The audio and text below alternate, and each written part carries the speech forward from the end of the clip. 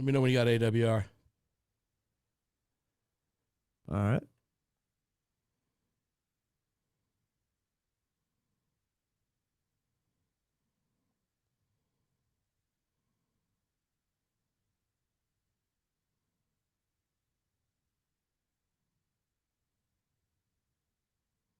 Got AWR. Awesome.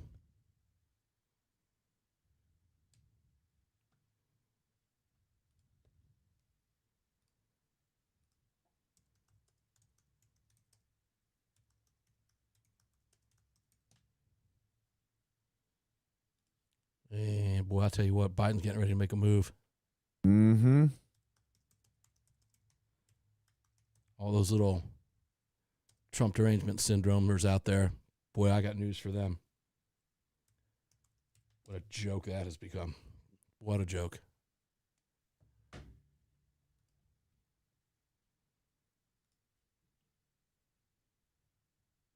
Well, they're pushing What's this up, gun boys and bill girls? pretty quick.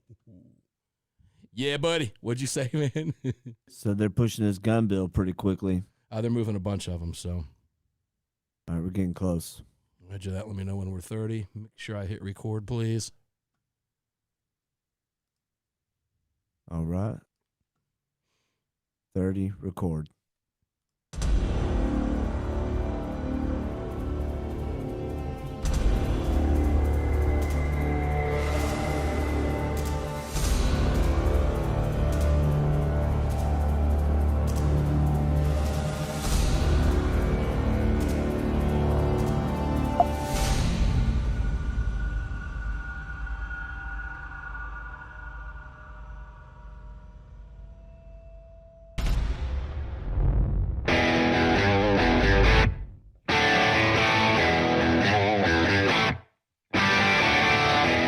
This is Armed American Radio. If they want to take my guns, they're going to have to bring a station wagon and a whole lot of friends because I'm not giving them anything. From the Car Firearms Studio. Mark, we know they want to take our guns, and now we're going to make them eat it. It's 2021. We're in a new decade. Freedom might be an uphill battle sometimes, but freedom will always prevail. Proudly presented to you by X Insurance. X Insurance. On the Lead Slingers microphone. Here is your host of Armed American Radio, the loudest conservative voice in America fighting for your rights, Mark Walters. Indeed. Welcome inside Armed American Radio's Car Firearms Studios. I'm loving it. The Lead Slingers microphone is cranked up, ready to rock and roll. Yeah, there we go. Every bit of this being brought to you today by X Insurance, a real insurance company that writes real insurance for you, your homes, your businesses, your lifestyles, and your freedom. X covers your concealed carry, your law enforcement needs. If you carry a gun, visit X Insurance right now. First, I want to mention a huge overdue welcome to all of our new affiliates. Couple dozen at least, not enough time right now around the country to mention all of you, but I'll get to as many as I can today on the program, I promise. And before I get to my guests, I just want to throw a little bit of business out here for you today. I can't help it. I guess we should say Happy Valentine's Day first, right? It is Valentine's Day. But on the eve, it's not the eve, it is the anniversary, of course, the 14th, of the Parkland murders in Florida, Broward County. Marjorie Stoneman Douglas murdered by a crazy lunatic, not a law-abiding citizen.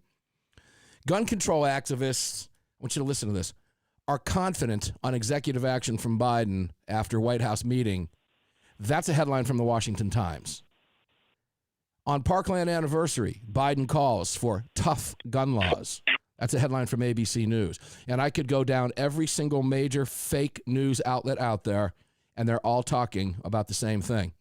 So pick your fake news outlet, any fake news outlet you want, and that's the headline. Here's news for you. These are headlines you would have never seen if Trump, or for that matter, any other GOP candidate had won the White House in 2020. Biden and the Party of Socialists he now leads hate your gun rights. And I'll be here to remind you every single day, 6 days a week of that fact. One of the first three things Biden mentioned today on the anniversary of Parkland was wiping out the Protection of Lawful Commerce and Arms Act. And you know it's coming. Assault weapons ban. That means all your semi-automatic rifles and expanded background checks. every single one of the gun grabbers who met in the White House with Biden this past week are confident after that meeting. So we'll be discussing this and many other issues with a huge guest lineup. But first, let's go right to, I've got him for the half hour, kind of out of the ordinary, AAR Hawkins, Breitbart News. How you doing, brother? Good to have you here, man. Doing great. Hey, thanks Great for to be jumping with in you. here. Always a pleasure, man. Thanks for jumping in here at this part of the hour. And we're kind of reversing you and Alan today, and that's kind of cool. Kind of throws off my constitution. AWR, you heard what I just said. Would we have seen headlines like that from ABC, NBC, CBS, MSDNC, CNN, LOL, Fox News? Pick one, anyone. Had Trump won the White House? Oh, no way. No way.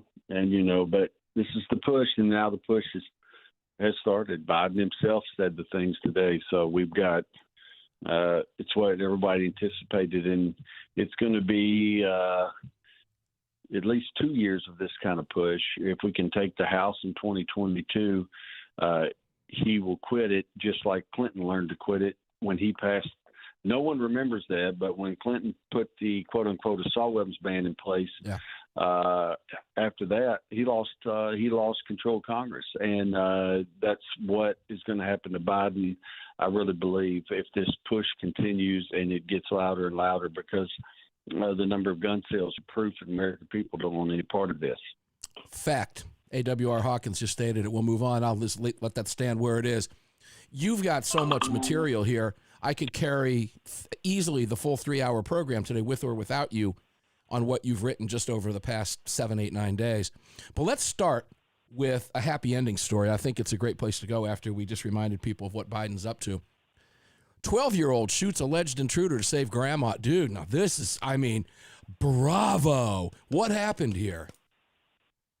Well, you had 2 intruders, it appears, who broke in, and one of the reports said they were masked, so they were wearing masks, allegedly. But anyway, they shot grandma, and then the 12-year-old did, kind of return the favor and shot one of them, and they both fled. And one of the 2 intruders was found at a nearby intersection, taken to a hospital, and he died. So good job by the 12-year-old, and grandma's wounds are not life-threatening. So great news all the way around.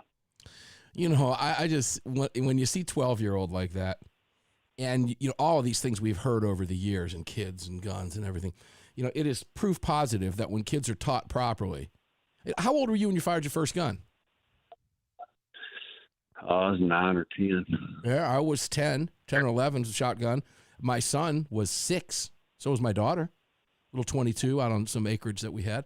So, this is a whole program, ladies and gentlemen. But the headline itself is absolutely beautiful. It's a happy ending story. Why is it a happy ending story? Because the 12-year-old and his grandma are alive. And we don't care about the perps. You don masks, break into someone else's house, you give up your right to life, liberty, and pursuit of happiness instantly. Kid 1, grandma 1, bad guys 0. I have to love it. I think it's a great story. And not very many people writing about this. There was a day in America, AWR, where a 12-year-old killing an intruder to save his grandmother would have made every national news, would have been on top story at 6 o'clock every single week, across the country. Not today, though. Not today, especially on the anniversary of Parkland, right? Can't have a kid do anything good with a firearm, can we? No, not when Biden is trying to get his push going. How bad was Chicago Friday into Sunday? You got a headline here about it. 9 shot, 3 dead, but it's at least 9 shot. By the time I do my follow-up report in the morning, they'll find that a few more than 9 were shot. And, of course, by the time this day's over, there will more than likely be a few more fatalities.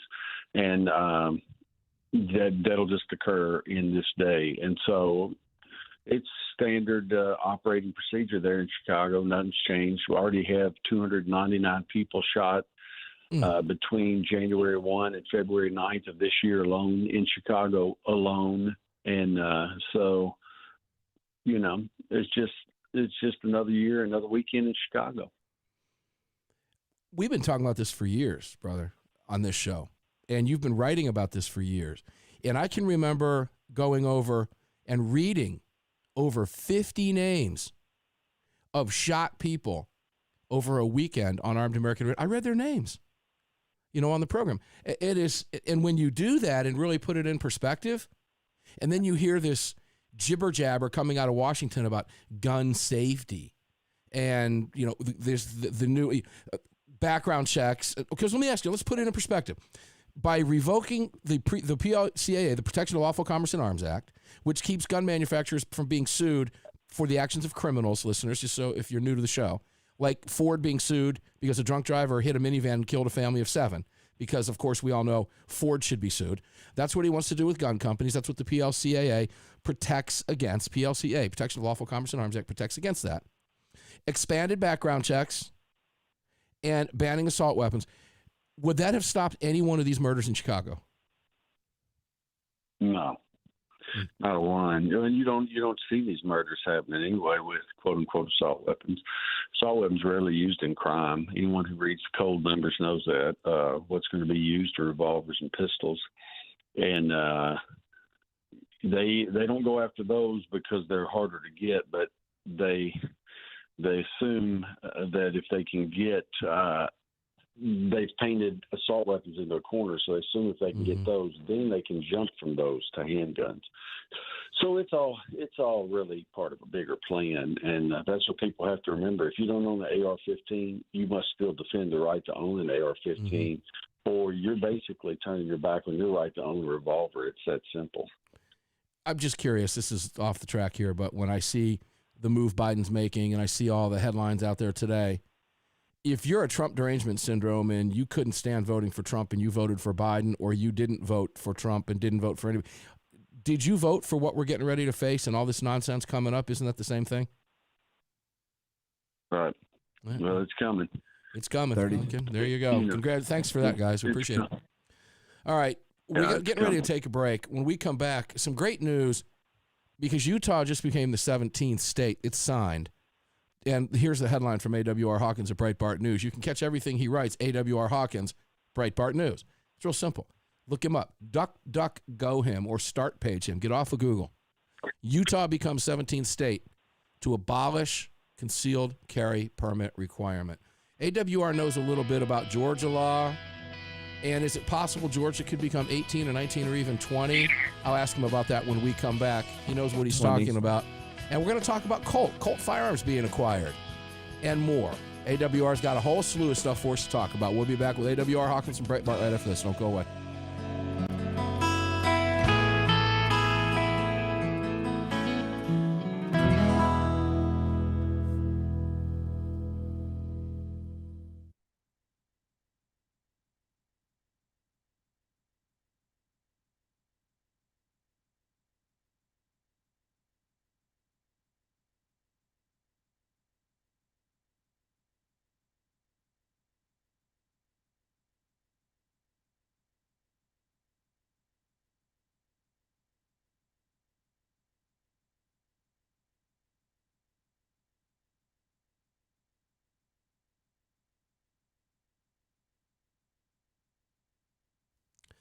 Viewers, I can see in there, but I am having trouble getting into the chat, so bear with me, okay?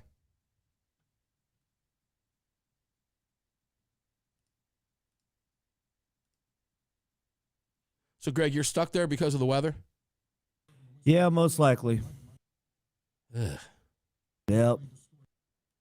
I came partially packed, hoping that I could get back, but it took me an hour and a half to get here this afternoon, and that was in the middle of the afternoon. It's been steadily coming down since I've showed up. Yeah. And the roadways were partially treated. Ugh. So, Hotel Salem, there's like 6 other people here. You get to share a room with Sean. No. He didn't come in until tomorrow afternoon, so he's not going to be here.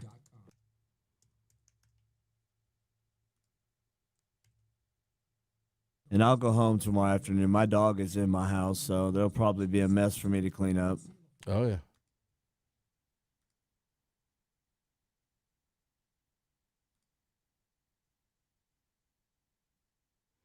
All right, we were able to get in the chat function for you there, guys.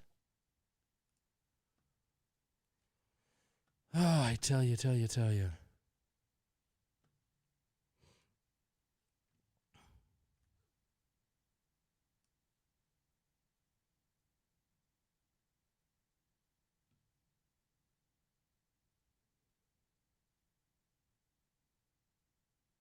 Prepare for a very quick 3 hours, by the way.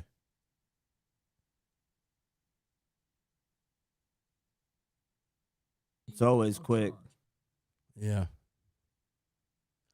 However, I had an interesting thing happen today.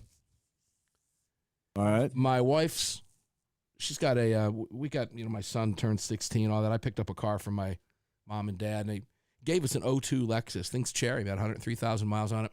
Wife got in it today, and the battery was dead. It wouldn't start. So neighbor and I jumped it, and I let it run, and I took off and went down to O'Reilly Auto Parts and found out that it's really the alternator. The battery's still good. So I got to get that replaced tomorrow. But in the meantime, I was out running around doing some errands, and the clock, I was looking around, it was 3 o'clock, and it was 4 o'clock by the time I got home. It was 5 o'clock. I was like, all right, well, it's getting ready to do some show. So I looked at my watch, and I noticed it was only 1 o'clock. And I was like, oh, because the clock in the car was off because the battery had died. So I picked up like an extra 3 hours in my day today, brother. Nice. That's all how right. stupid I am. 30.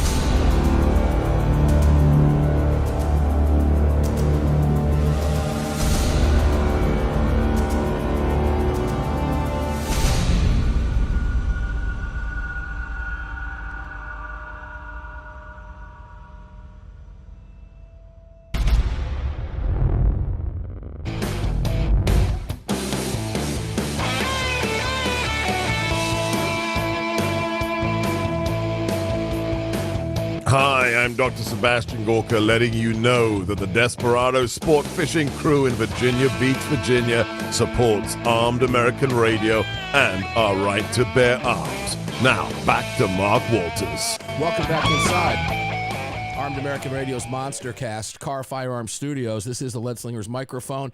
All of this being presented to you today around the country by X Insurance. Get off the gimmicks. Get a real insurance plan written in your name with a real policy number that has a real premium for you and covers you for things your gimmicky membership plans don't cover. March for Our Lives, co-founder on David Hogg. Embarrassing. AAR Hawkins, before we go to anything else, I have to go to this one first before I go to the constitutional carry because I want to make sure I hit this. This kid is the epitome of just, I don't even know. But this kid, now he's wanting to take on Mike Lindell from MyPillow, and it got so bad that the other co-founders of March for Our Lives have called this guy an embarrassment to the point he resigned. Has the world seen the last of this idiot? I highly doubt it. I think he's addicted to attention, so I highly doubt it. But yeah, he made a fool of himself and that movement. And I think that's why they reacted the way they did, because they didn't want to be made fools of. Well, tell me, how did he make a fool of the movement? What did he specifically do? I think what he did is the way it's perceived, especially if you look at Cameron Kasky's response, who's one of the other co-founders of that group, what it seems to them is that Hogg built up this body of support, and it was supposed to have been built up for gun control, but then instead of using it for that, he's using it to launch a company selling pillows. And so it makes it look like he's using what was thought to be a pursuit of gun control gravitas. He's using that for personal gain, and that's what's driving them nuts. Yeah, well, Kasky said, I'm a grifter. I may be a slight grifter, but I'm not that kind of grifter. And if you know anything what grifter is basically just a petty theft or a swindler, con guy, a grifter. And that's what he was calling David Hogg. We've known that from day one, okay? This guy's claiming he's still getting therapy and all this stuff. Last I checked, he wasn't even in the same building. Now, maybe I'm wrong about that. I don't know. I don't think I am. Go ahead and fact check me. Do whatever you want to do. But this kid is, as far as I'm concerned, when I watch stuff like this just shows fraud to me. This is just fraudulent stuff. And Cameron Kasky himself called him a grifter, not this radio host, but Kasky did. So, you can do what you want with that cat. All right, talk to us a little bit about Utah. Utah's a 17th state. This movement's rolling across the country, right? Constitutional carry, we're talking about. Utah's a 17th state to do away with a permit. You've got Montana very close. Montana is permit free in a lot of that state. Mm-hmm. There's still some areas, municipalities and others, that need to be brought into line with that, and that's what legislation is being considered there. And Tennessee, the governor of Tennessee is pushing it hard. The governor of Tennessee is basically calling on the Tennessee legislature to go ahead and give him some permitless carry legislation so he can sign it. Yeah. And so these are great things because it removes that cumbersome requirement that you have to go through the process, fill out the paperwork, turn in, this much money or that much, however it is, to get a document from your state government before you can exercise your Second Amendment. And so it does away with all that. You know what I love about it? If you go back and look at the transformation, Florida gave us the modern day permit system in 1987. And back then that was a great thing because that was a huge advancement. We now have all 50 states with some form of permit system, albeit there's a handful of all blue Democrat-run states out there, New Jersey, Hawaii, California, others that are may-issue states, to this day. But we're now seeing, because all 50 states have this form, we're seeing that's almost like the law of diminishing returns in economics. Now everybody's got a permit system, and we're getting to the point where we're seeing that those permits really are not necessary at this point. Isn't that the direction we're kind of seeing this go? Right, that's exactly. And I expect, as you say, I'm just going to say one different thing, but not countering you, complimenting what you said there, but just as we saw permits sweep the country, followed by stand your ground, swept a large portion of the country, I believe that it's that kind of wave now that we're going to see. And we have been seeing, to be honest with you, Mark, we have been seeing it for about 4 years. And we're seeing states do away with requiring their citizens to get some form of government documentation before they can carry a gun for self-defense. If you're a single woman at home and there's someone stalking you, I'm not sure you have 3 months to wait on a concealed carry permit to come in the mail. And so that's what these lawmakers are recognizing. That woman needs to be able to legally throw that gun in her purse every time she leaves the house so she can defend her life and her dignity if need be. And we've seen the tragic results of not being able to do so in may-issue states like New Jersey more than once are prime examples. Let me just quickly take you to the state of Georgia, a state where you're very familiar with Georgia Carey and Jerry Henry and others.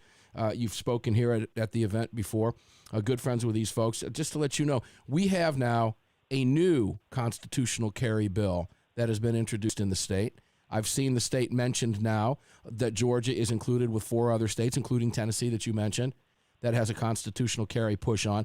I believe politically, and I've been waiting to get your opinion publicly on this, Kemp has boxed himself into a corner. Very strong odds he's going to get primaried. And I understand, he's been told, you want gun owners, if you get primaried, you want to win it, you want to come back to the governor's mansion. Let me tell you something, brother. You better start working for gun owners who put you here because they've got nothing in the first 2 years. And I have a feeling that we're going to see movement on some good gun bills come out of Georgia as a result of that. Do you believe that my assessment would be right because of the political pressure that he's under now? Yeah, I believe he's under pressure that'll make him more likely to support rather than less, because he lost a ton of political capital. He and other leaders in Georgia, and I would agree with the assessment of Georgia Carey that if he does not come out and support a pro-gun bill like that pretty vocally, then he might spend the run-up to the election figuring out how many rental trucks he's going to need to move his stuff back home. Yeah, that's true. I think that's basically what he's up to. Well, you nailed it. That's what we've been talking about, the political capital that he spent or lost. I don't know. He didn't spend it. He lost it. There's a difference. He lost it when he should have been spending political capital. He actually lost it. But he ran very, very the most pro-gun gubernatorial campaign I've ever seen in history. We only have time, AWR, to give some headlines here, but I want to close out with some headlines on some more fun stuff for happy ending stories. Alleged intruder with 9 felonies shot dead by homeowner. That's just, I'm tingling I've got a tingle up my leg when I read that, just like Chris Matthews. And the one above it, brother defends sister, shoots alleged intruder, dead. AWR Hawkins writes this stuff every single day at Breitbart News, and we are so fortunate and privileged and honored to have him on the program nearly every week as a contributor when he gives us our time to talk about this nationwide on Armed American Radio. AWR Hawkins, thank you for everything that you do, my friend. Thank At you, buddy. AWR, you got it, man. AWR Hawkins. Funny. Google him up. DuckDuckGo him up, actually. And you know what? Catch him on social media, on Instagram. Catch him on Twitter. Catch him on Facebook. Just go see AWR Hawkins. Read everything he writes at Breitbart. We'll be back right after this with Alan Gottlieb. Oh, what an hour!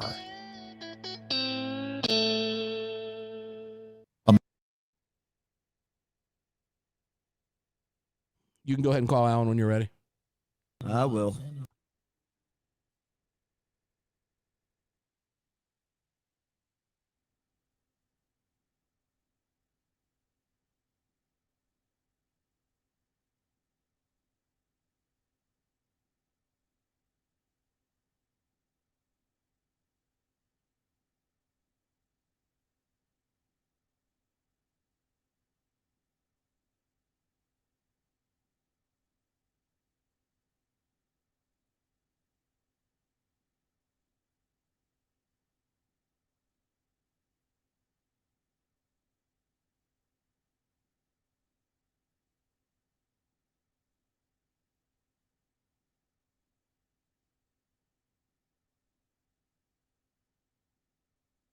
By the way, don't sound so excited.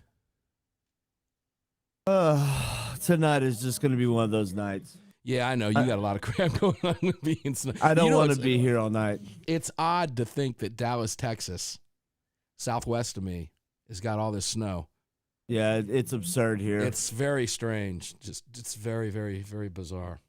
I've got Alan. Oh, you're good. Oh, you're good. Wait till you hear. Listeners, viewers, wait till you hear the email that I'm going to read you. You know, you don't have a beep? Oh, I'm sorry I didn't get a chance to load that. I should have. It would have changed everything.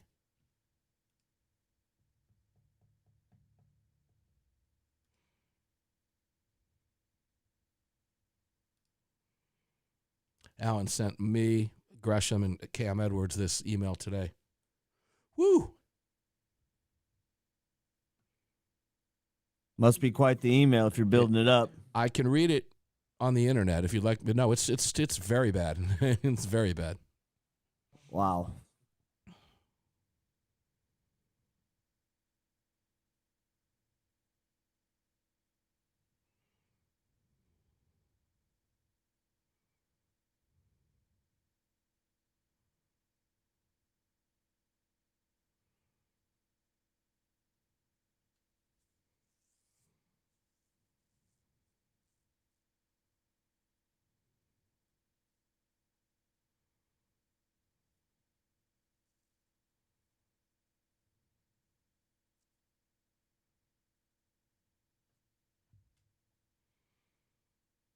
You know, it's interesting. We have the person's name and their phone number. We have their email. These people are so stupid when they write this stuff in. They have no idea that you got them dead to rights. If you ever wanted to go after one of these people, they hand it right to you. Yeah, sometimes I don't know what those people are trying to prove with those emails. I ought to give the email and name and email address out on national radio, but I'm not. Dox them. We're getting close.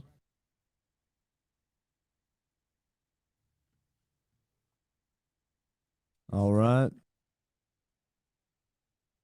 30.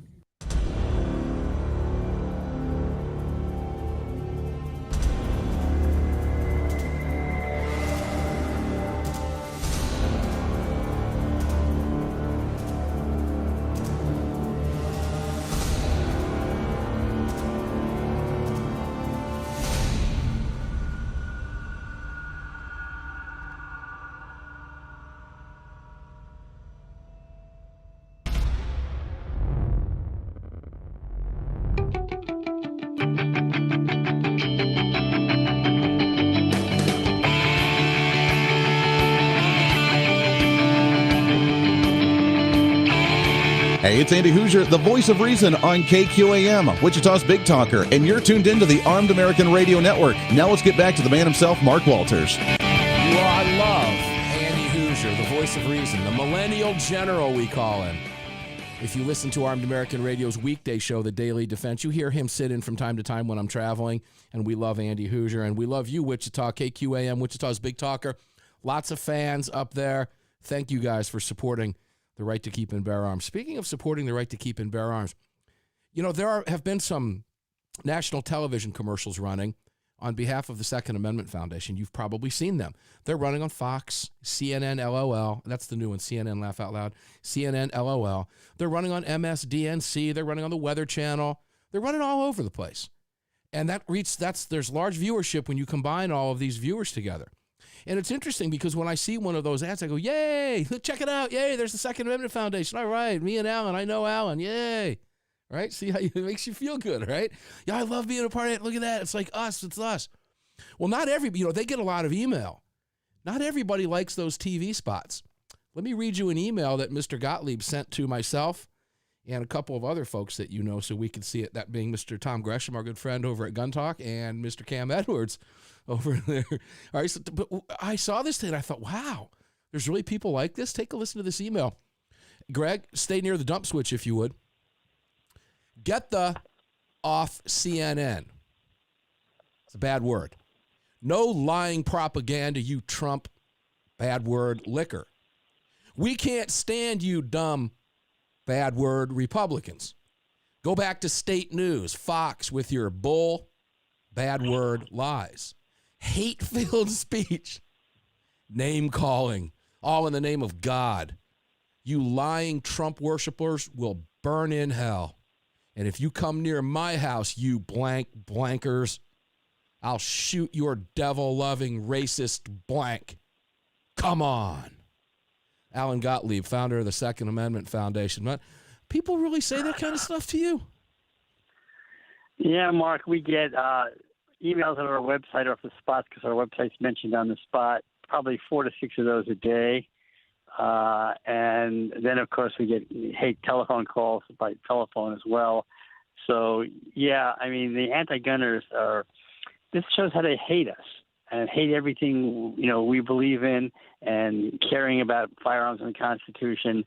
And the vile hate speech is just unbelievable on the other side. I mean, it's like they don't only want to take our Second Amendment rights away. They don't want our spots running on television. They want to take our First Amendment rights away at the same time. This is what we're really up against.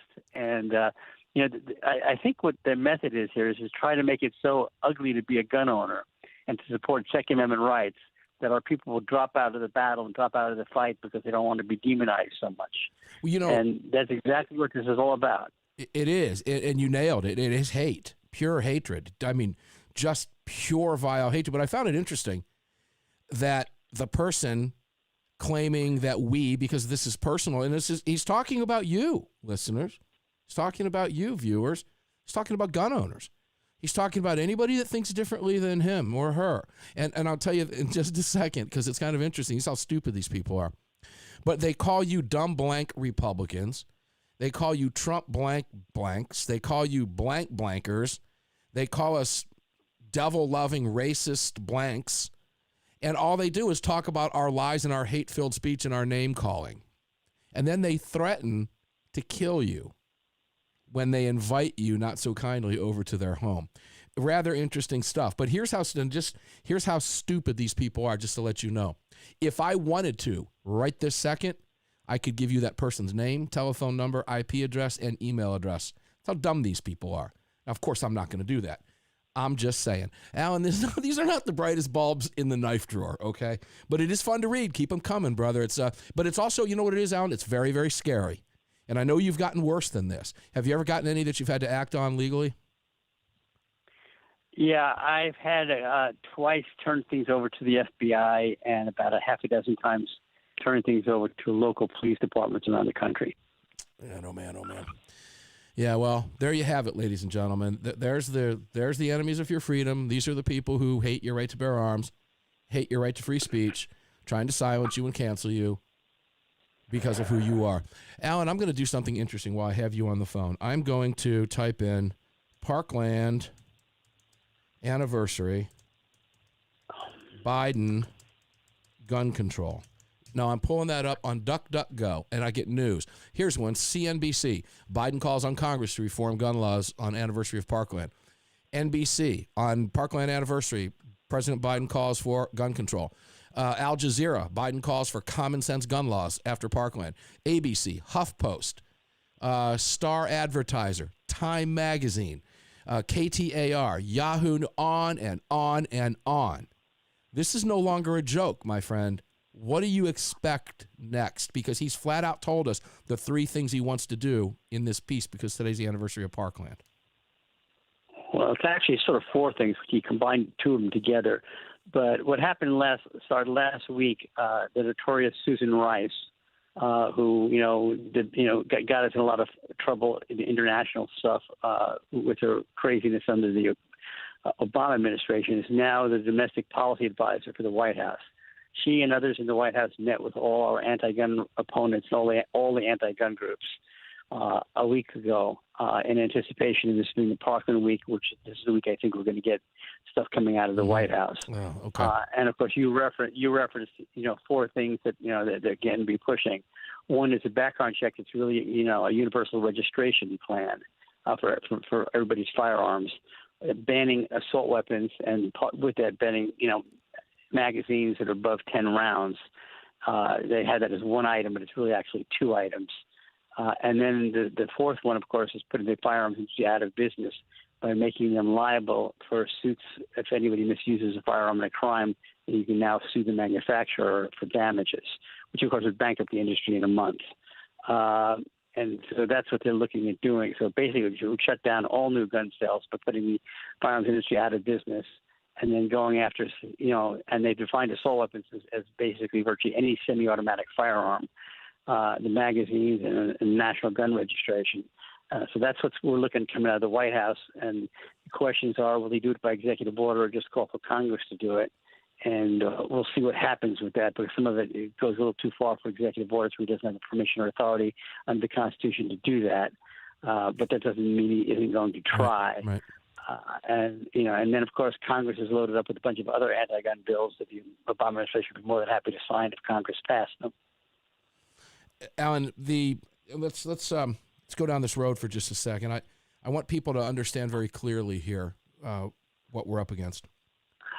First off, and I want to read you a headline from the Washington Times, and it's not just the Washington Times. I could give you others, but this one pretty much summed it up. Gun control advocates confident on executive action from Biden after White House meeting. That's the meeting that Mr. Gottlieb was just referring to that occurred last week. This piece from the Washington Times was written on the 10th. I've been holding it for this program specifically to talk with you about it. Now, when Trump was in the White House, did you not have access to the White House if necessary? And did they not reach out to you when it came to advancing pro-gun agenda, pro-gun?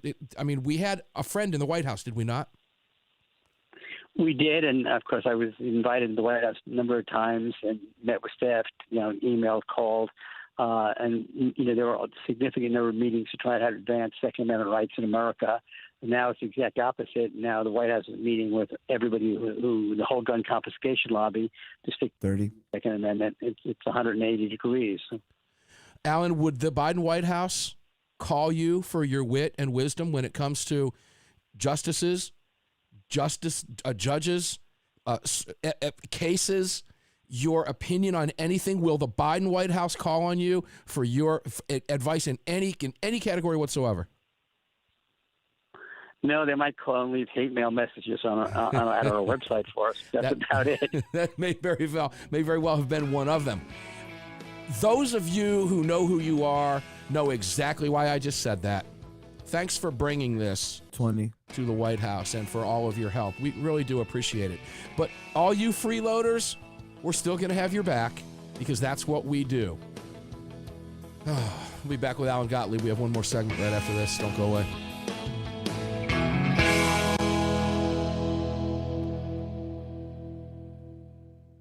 Hey guys, Mark here, and from listening to the program, you know that our partner gunbroker.com is celebrating over 20 years in business, but what you might not know is that there are over 6 million registered users. I want you to think about that for a second. 6 million registered users, and it gets better. There are over 1 million, that's 1 million items listed every single day. I know you can't find what you're looking for on your store shelves. You're no different than I am. I can promise you that what you can't find, you will find at gunbroker.com. It's real simple. Gunbroker.com. Go there today, register like I did. It's 100% free. As a gun owner. Yeah, you got those gun brokers in. Thank you for that. Sorry, man. Didn't mean to keep feeding that. No, I'm glad. That's the first one I heard. I've got some copy. Looks like that I'll be voicing the national television spots now for Second Amendment Foundation for the next round of TV spots that are running. Sweet. So the next time that idiot watches that ad, that idiot will hear me. Yep. The following message was brought to you by Mark Walters, host of Armed American Radio. If you'd like to send any hate mail, please send it to mark@armedamericanradio.org. He loves getting it. All right, I'm going to run get water. I'll be right back. Hurry, man, hurry. Come on, hurry. Don't leave me alone.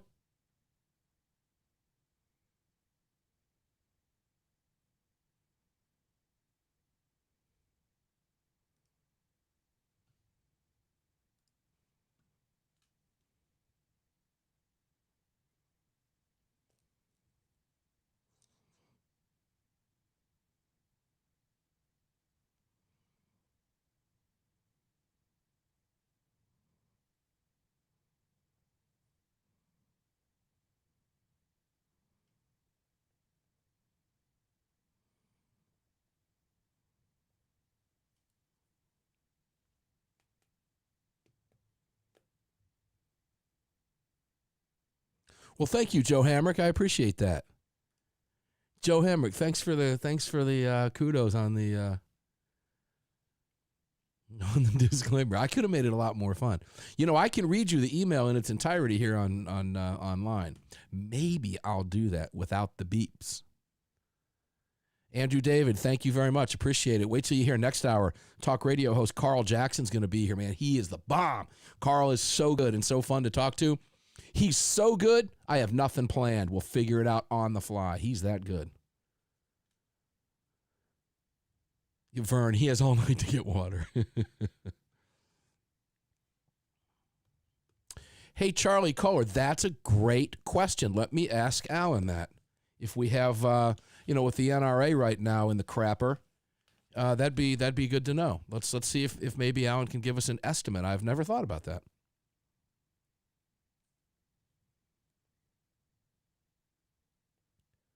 Cherry, Shari, Sherry. Spell it out for me phonetically. Is it Sherry? Is it Charlie? Spell it out phonetically for me so I say your name properly on the radio. And it's Kohler, right? Koller. Type it in there. We're getting close. Vern said, you have all night to get water. Okay, it's Sherry. Very good. Thank 30. you, Sherry. You have all night to get water. Not during the live show and barely during the break. We've been past 30. Vern has all night to get water.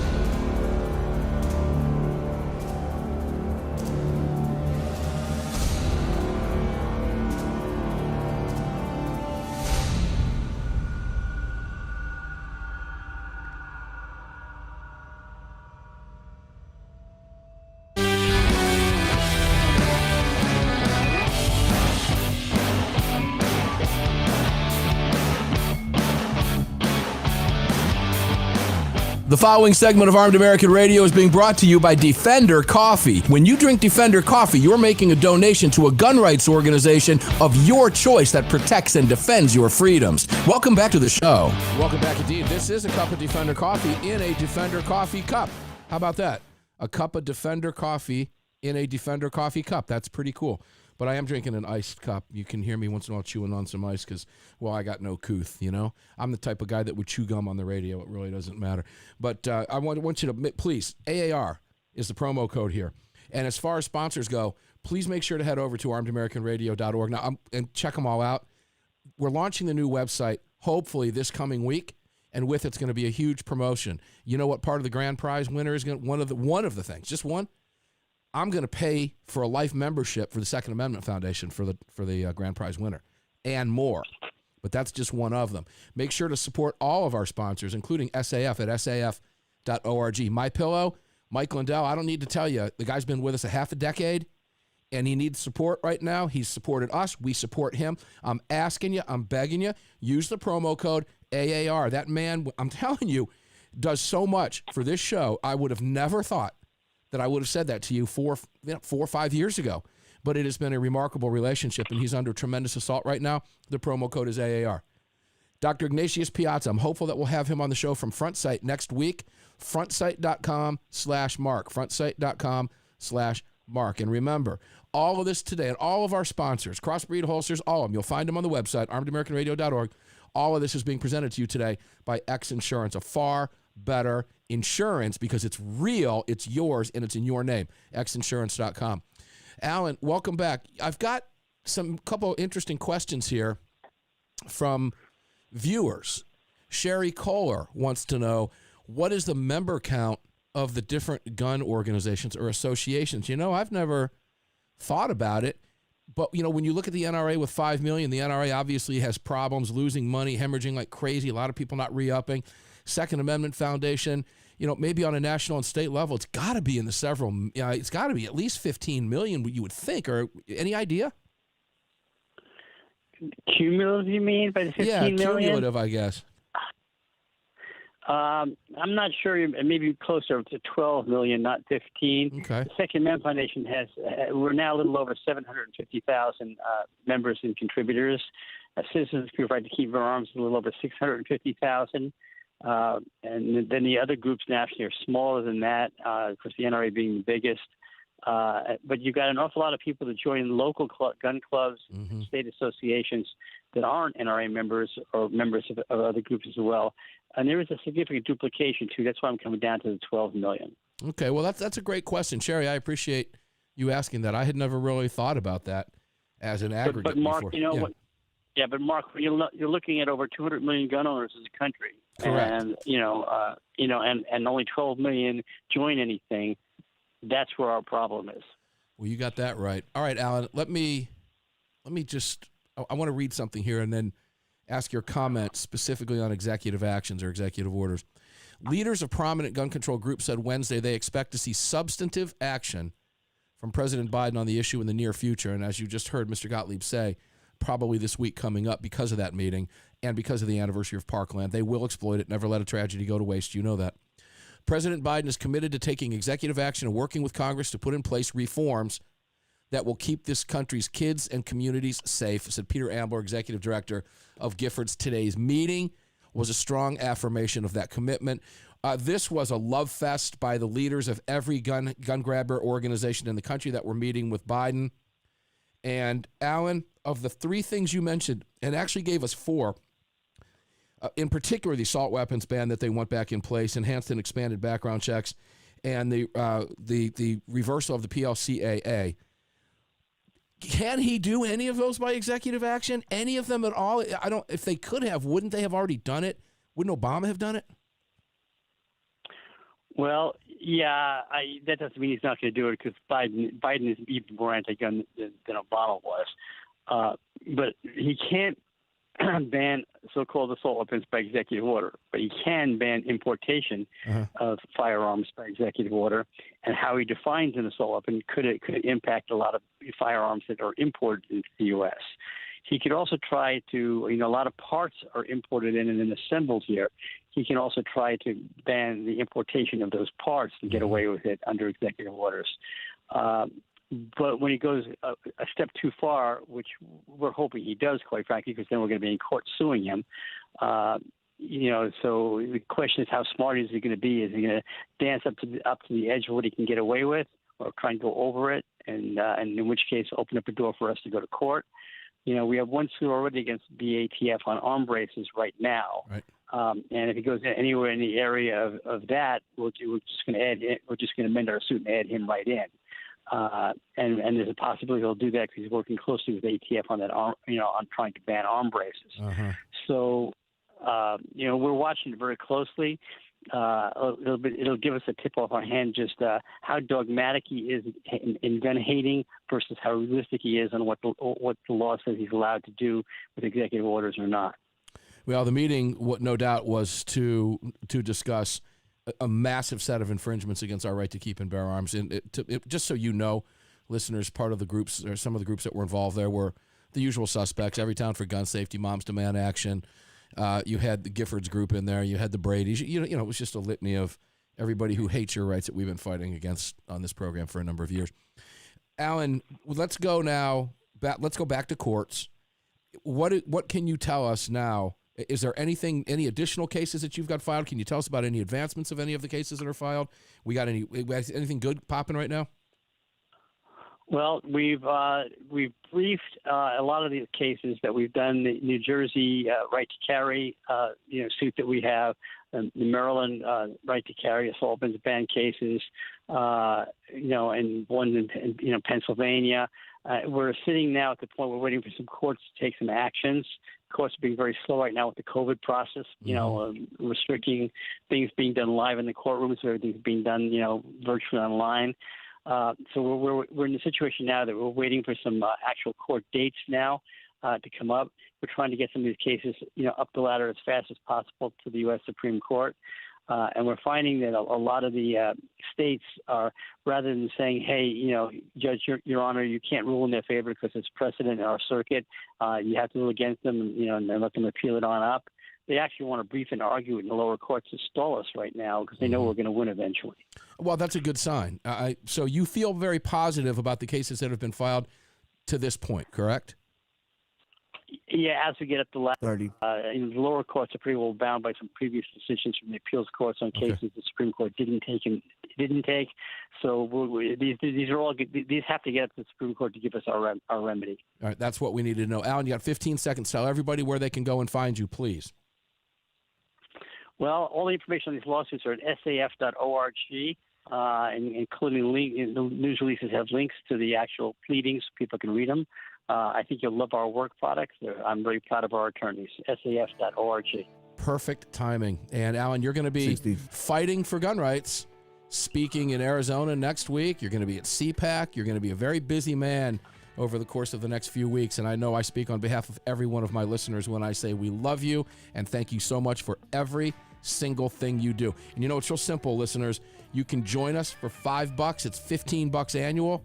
Or you can become a life member for $150. And in the new promotion coming out, I'm hopefully announcing it next week, but I'm going to pay for a life membership for one of you, the grand prize winners. You're going to make it as a life member of the SAF, just like me, just like my wife, and many, many thousands of others. When we come back next hour, talk radio host Carl Jackson, the host of the Carl Jackson Show. You're going to love Carl. He's outstanding. Armed American Radio will be back right after this. So carry on, carry off, and carry absolutely everywhere. Never leave your cave without your club. Enjoy the rest of your next few minutes, and we'll see you about 6 minutes after. You've just filled your prescription for freedom with Mark Walters, presented by X Insurance. X Insurance on the Armed American Radio Network.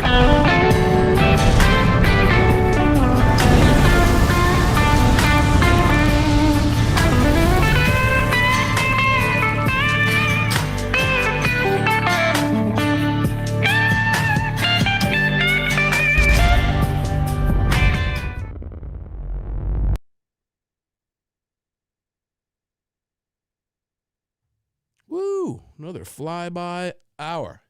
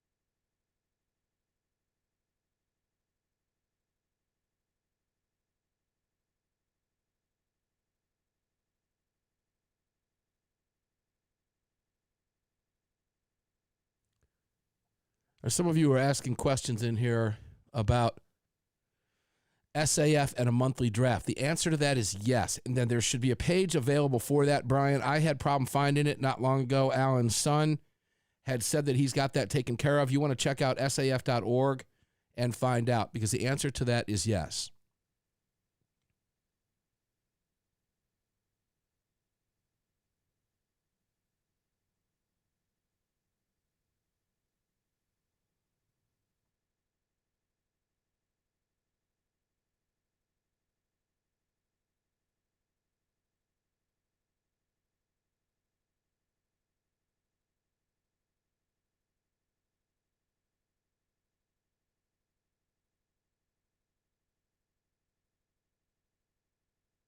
Martin, I can probably do that, yes. That'd be pretty cool, actually, wouldn't it?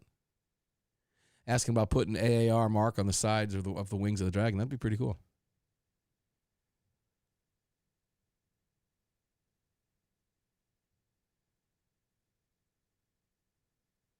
Charlie Chambers, thanks, brother. You guys in for a good one. Carl Jackson coming up next is outstanding. We'll go in a lot of different directions with Carl.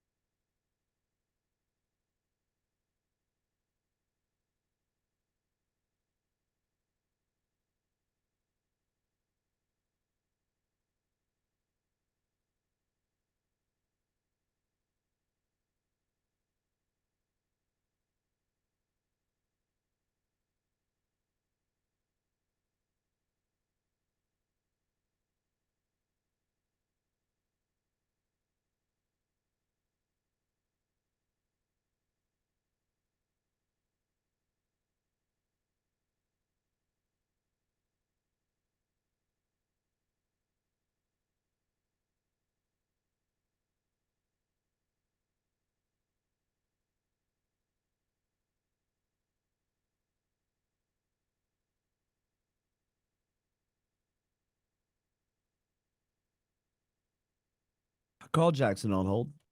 Roger that.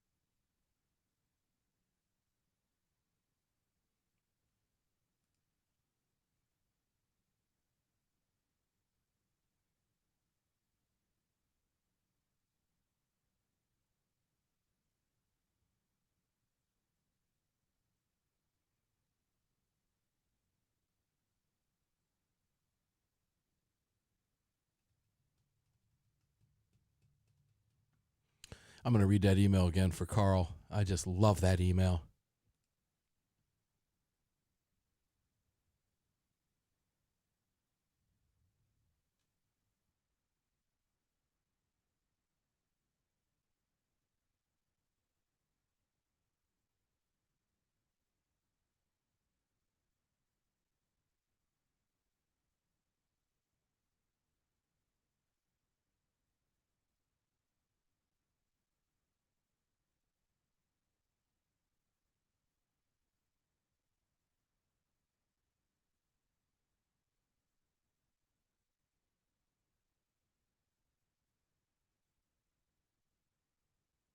The AAR Ranch is coming along great. The new studio.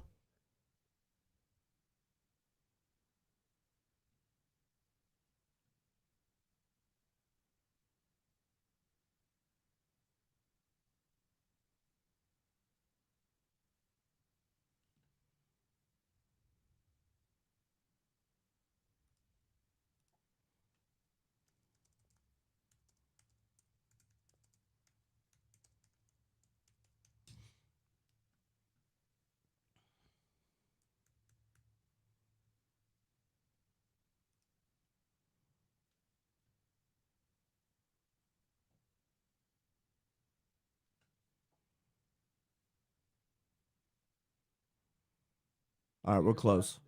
Roger that. And 30.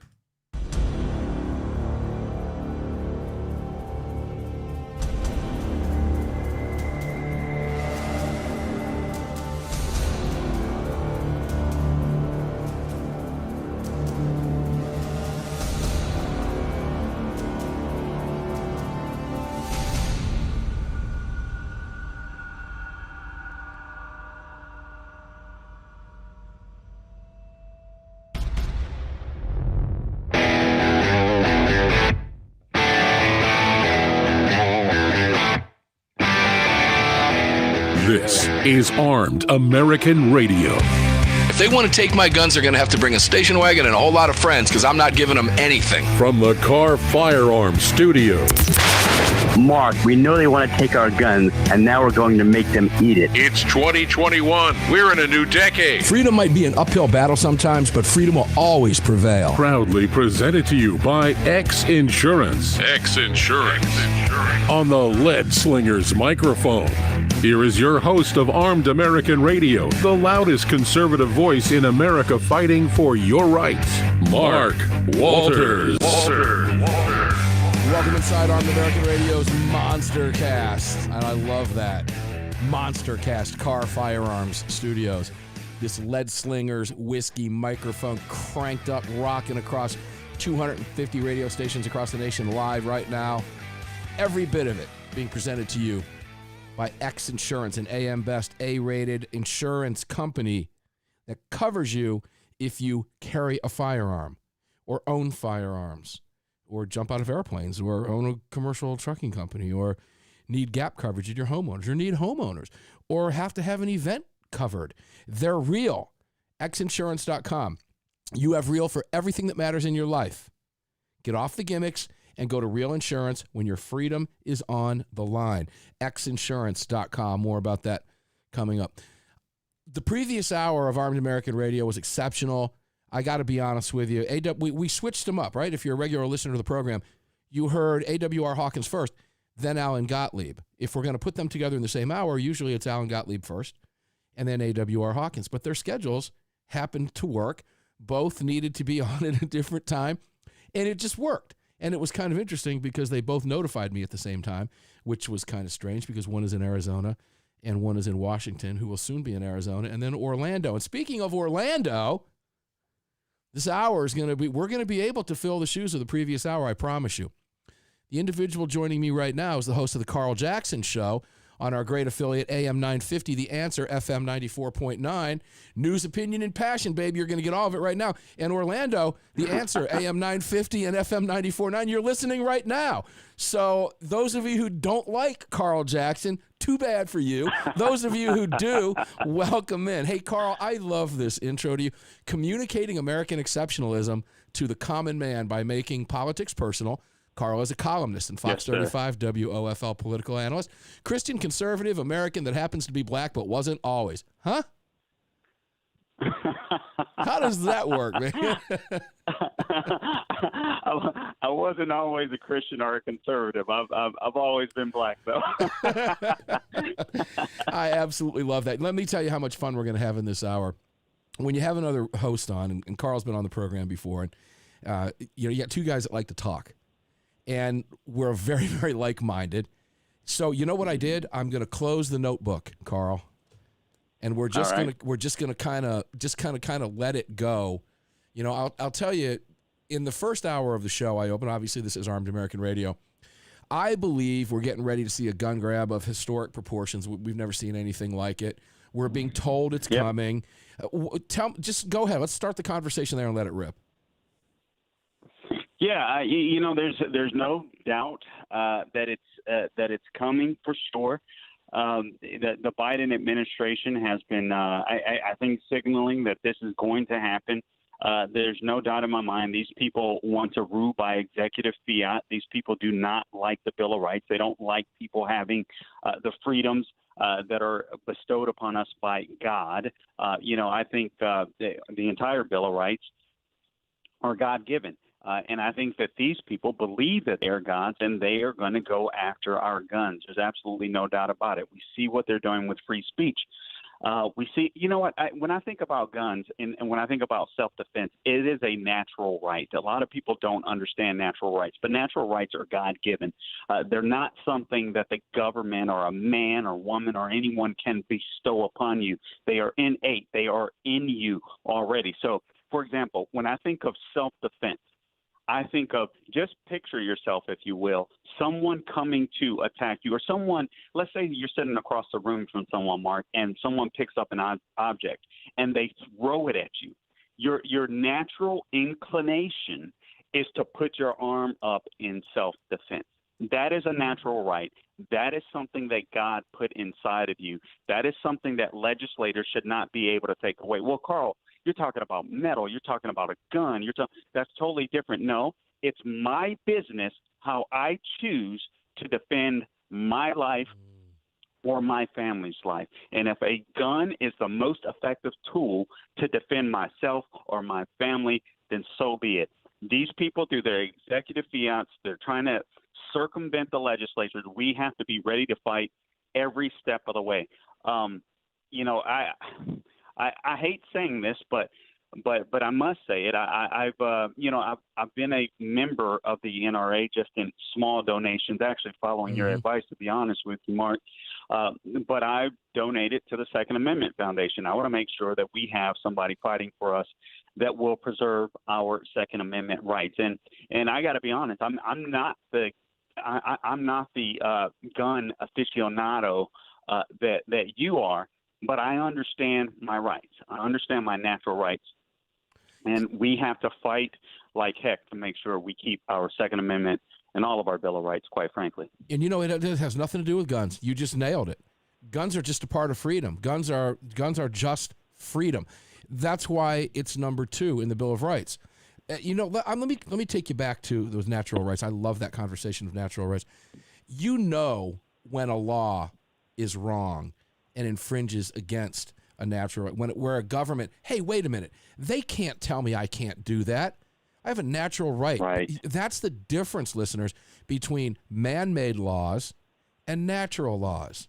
Man-made law that says, hey, you can't step on that grass over there because we don't want to screw up the bog, and if you do, you're going to get a fine. Versus, I have a right to pick up a rock. Now, I use at the intro of the show. I've used it for almost 13 years now, Carl. All right? In fact, we're actually trademarking the slogan now. But carry on, carry often, carry absolutely everywhere. Never leave your cave without your club. No self-respecting caveman would have ever left his cave without his club. Club, of course, being the metaphor for a weapon. And at that time, the club was the weapon. But that individual has a right to pick up a rock or form a club, or when the technology gets to the point that they can manufacture a firearm. Isn't it the same thing? Carl, isn't it the same thing? Yep. Yeah. I mean, it absolutely is. I mean, it is absolutely, in my opinion, irrelevant. The tool that is used to defend your life. I just love the gun because it is efficient. When we're talking about the self-defense, I mean, it's as simple as it is a God-given right. It's amazing to me. Before I came on air, I was going back through these black codes of the South, if you will, during the Reconstruction era. And it always bothers me, and I think I told you this before, it bothers me the most when I see blacks and or minorities that stand against Second Amendment rights. I'm like, these people that talk about, the Black Lives Matter domestic terrorists and the Antifa domestic terrorists and all these morons that talk about racism and equity and critical race theory and all this kind of stuff. And then they stand against the Bill of Rights. I mean, these morons don't understand the damage that they're causing. They don't understand how they are hurting themselves eventually. They just simply do not get it. But it is offensive to me because if it weren't for our ability to be able to defend ourselves as blacks, I don't know where we would be. These black codes that were set in by the Democrat Party, the party of the KKK. They like to pretend as if they've changed, but they have not changed, Mark. It's when it comes to the Democrat Party, it is the same party, a different day. That's all it is. But you talk about black codes where gestures made by blacks were deemed illegal. Yeah. You couldn't own a gun. The fact that blacks could not own a gun after they were freed people, and you have blacks today that talk about slavery and constantly act like they're victims and bring up slavery, and then they have the audacity to be 30. An amendment. I'm like, whoa, wait up, homie. You obviously don't know your history, and it's frustrating. Carl, there goes the whole hour, because that's where we're going when we come. That's what I love about. I'm writing down what Carl is saying. I'm taking notes so that I want to stay focused in a couple directions. And you're talking about the black codes. I'm here in Georgia, just a little bit north of you. And when we come back, I'm going to tell you about a 140 or 150-year-old bill here in the state of Georgia, or one of those black codes that we finally knocked out in the state of Georgia not long after I moved here. And I'll explain it to you when we come back, because that is the racist root of gun control that is still in effect. Carl, everything you said, you just nailed it spot on. I'm talking with Carl Jackson. He's a talk radio host, Carl Jackson Show. You got to love this, down at AM. And I love it because you're listening right now. AM 950, The Answer, FM 94.9 down in Orlando. Back after this with Carl Jackson.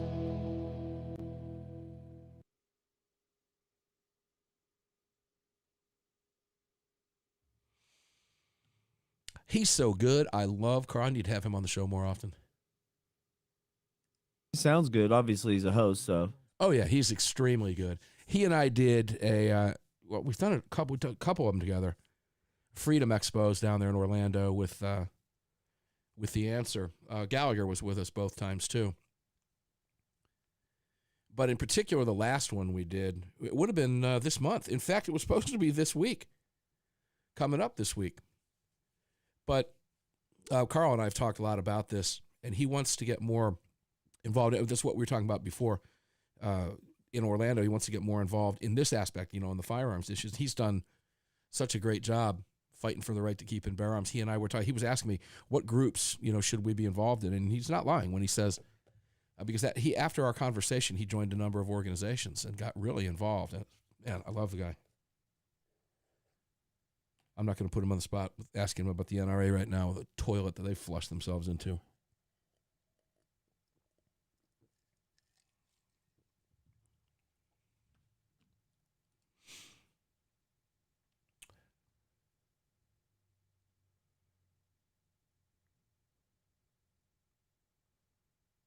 Man, you should see the zombies walking around up here.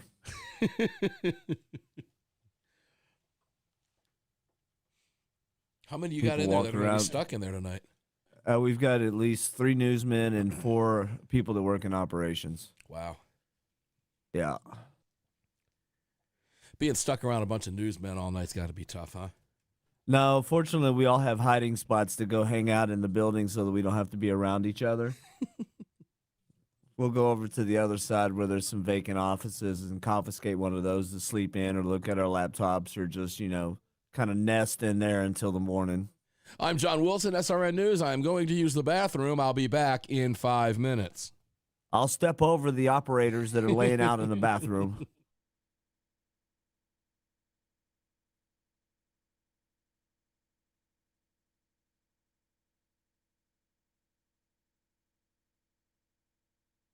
I'll be sleeping in the northwest corner of the knock today. Everybody else, move out.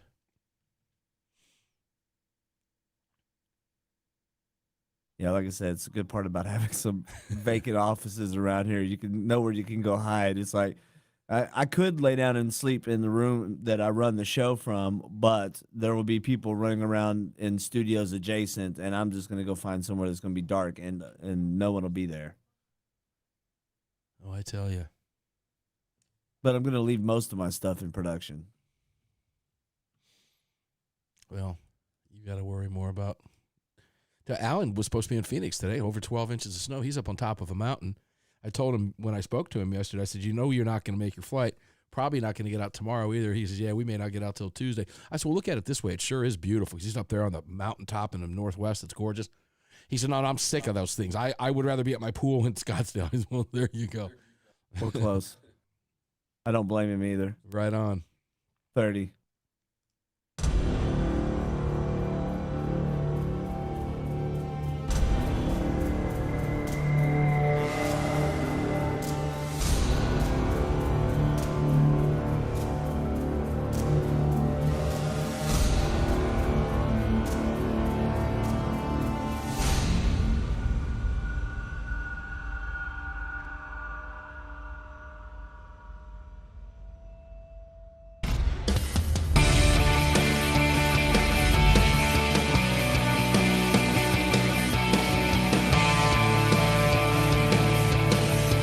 Hi, it's Mike Gallagher wanting to let you know that the crew of the Desperado Sport Fish in Virginia Beach, Virginia supports Armed American Radio and the Second Amendment, and I'm right there with them. Now back to Mark Walters.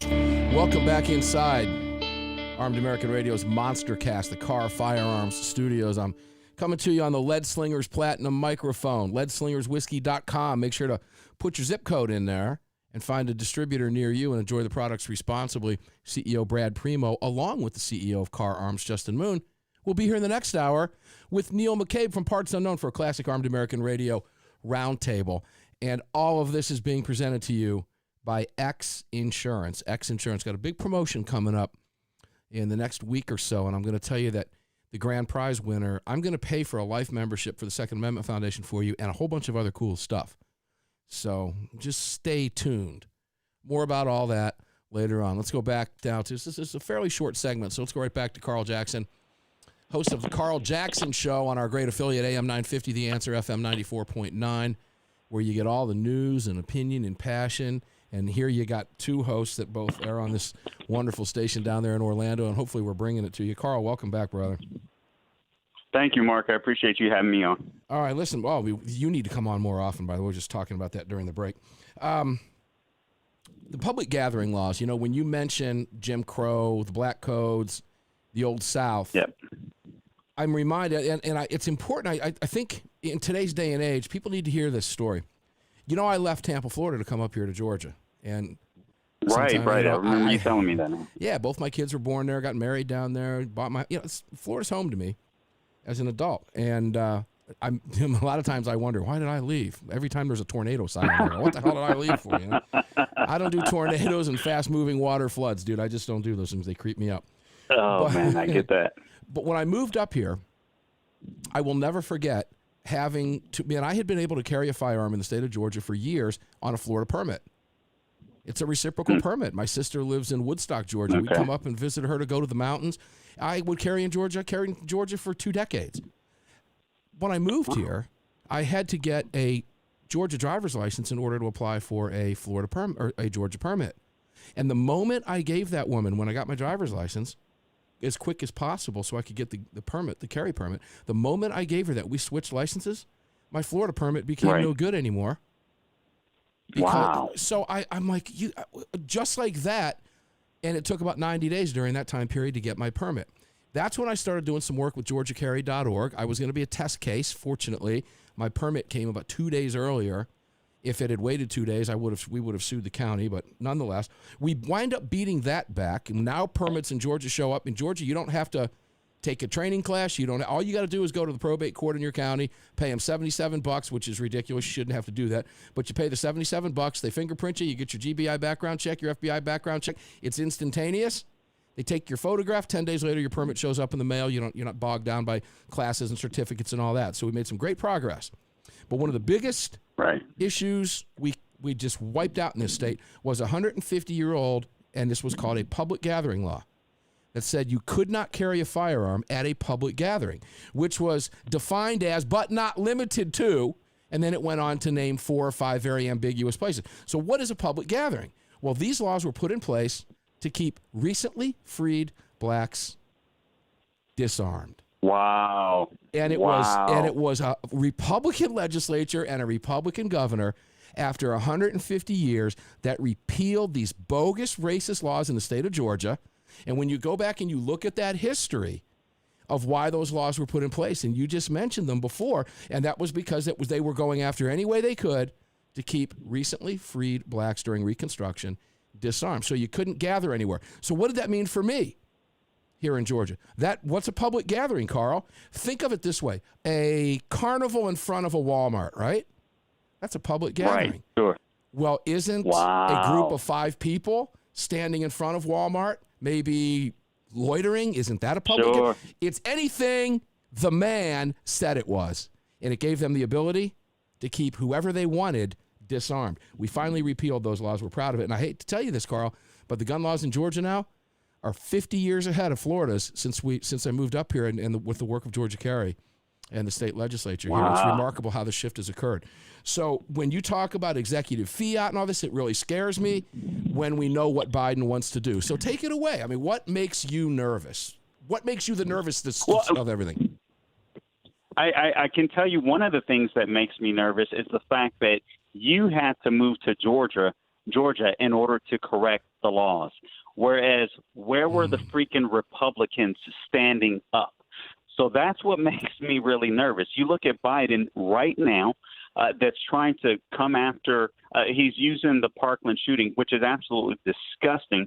The fact that these Democrats will never speak to the fact that gun violence is overwhelming in the cities that have the most stringent gun laws.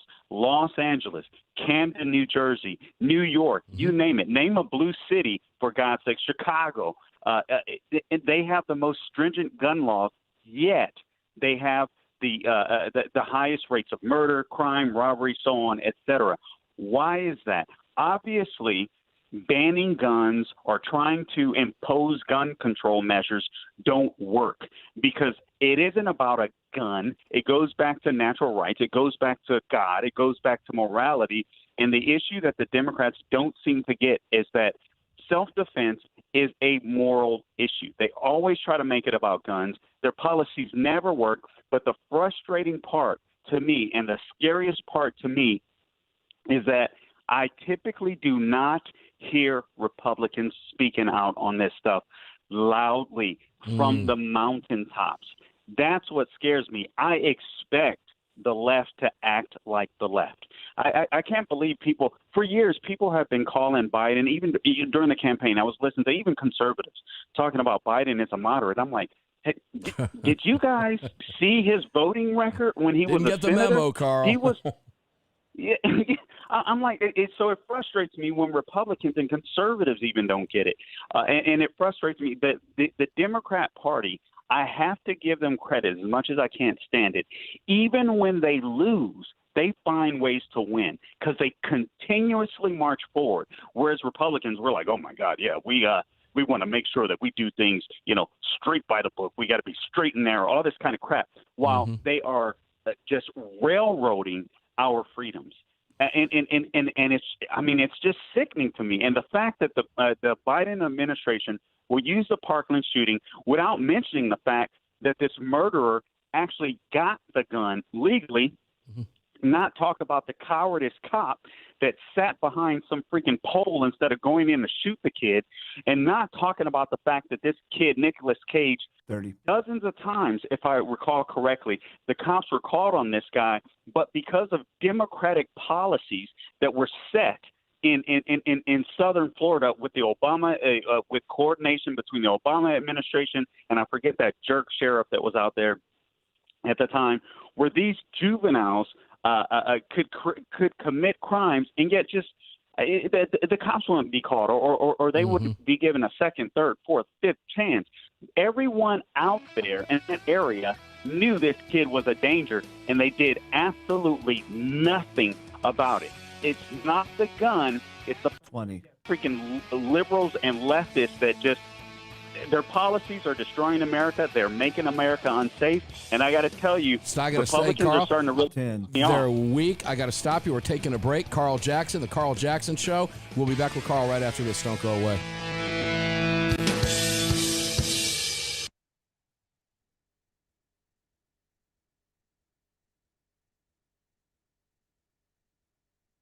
We're halfway down already, man. Are you kidding me? Not surprised at all. Oh, boy, oh, boy, oh, boy.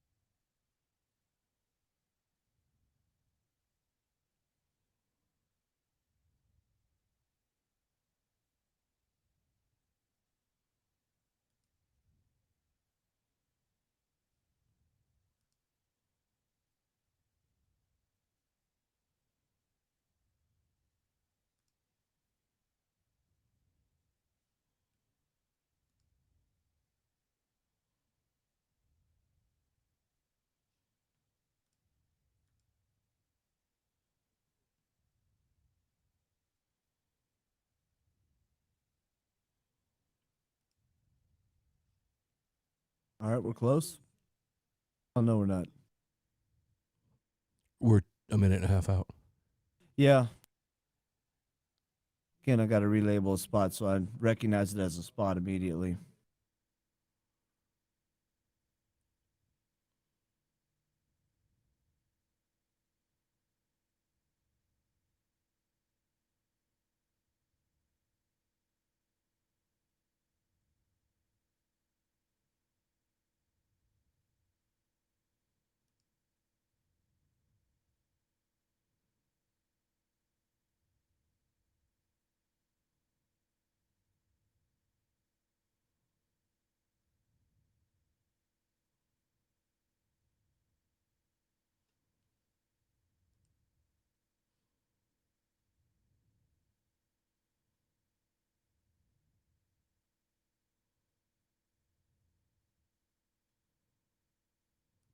All right, now we're close. 30. And 30.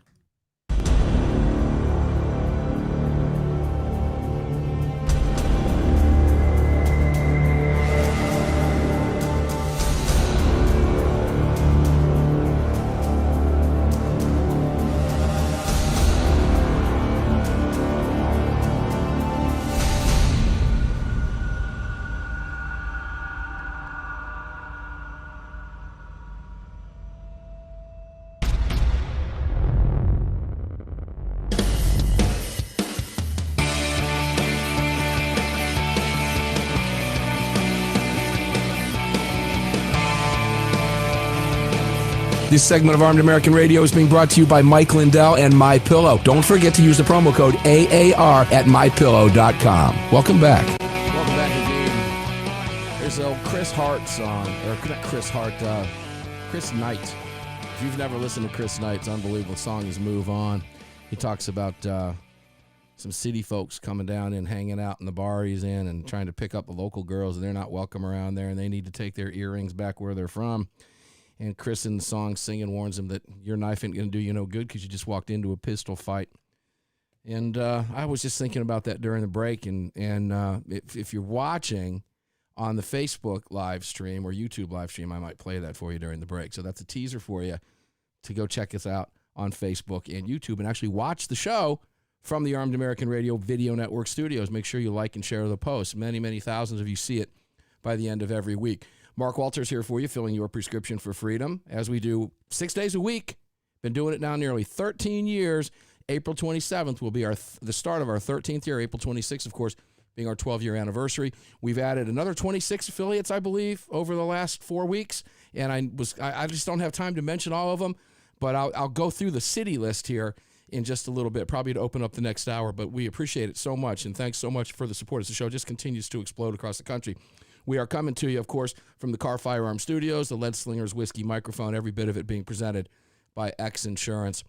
I'm talking with Carl Jackson, host of the Carl Jackson Show. Carl, welcome back. Tell us a little bit about the program, where people can find you, because in today's day and age, man, all you got to do is go to the app, brother. Yeah. Basically, they can find me at CarlJacksonShow.com is one place. Facebook, Carl Jackson Radio. Twitter at Carl Jackson Show, although I got to tell you, in the last week, Twitter just X'd out 3,000 of my followers. A couple of years, they did 2,000.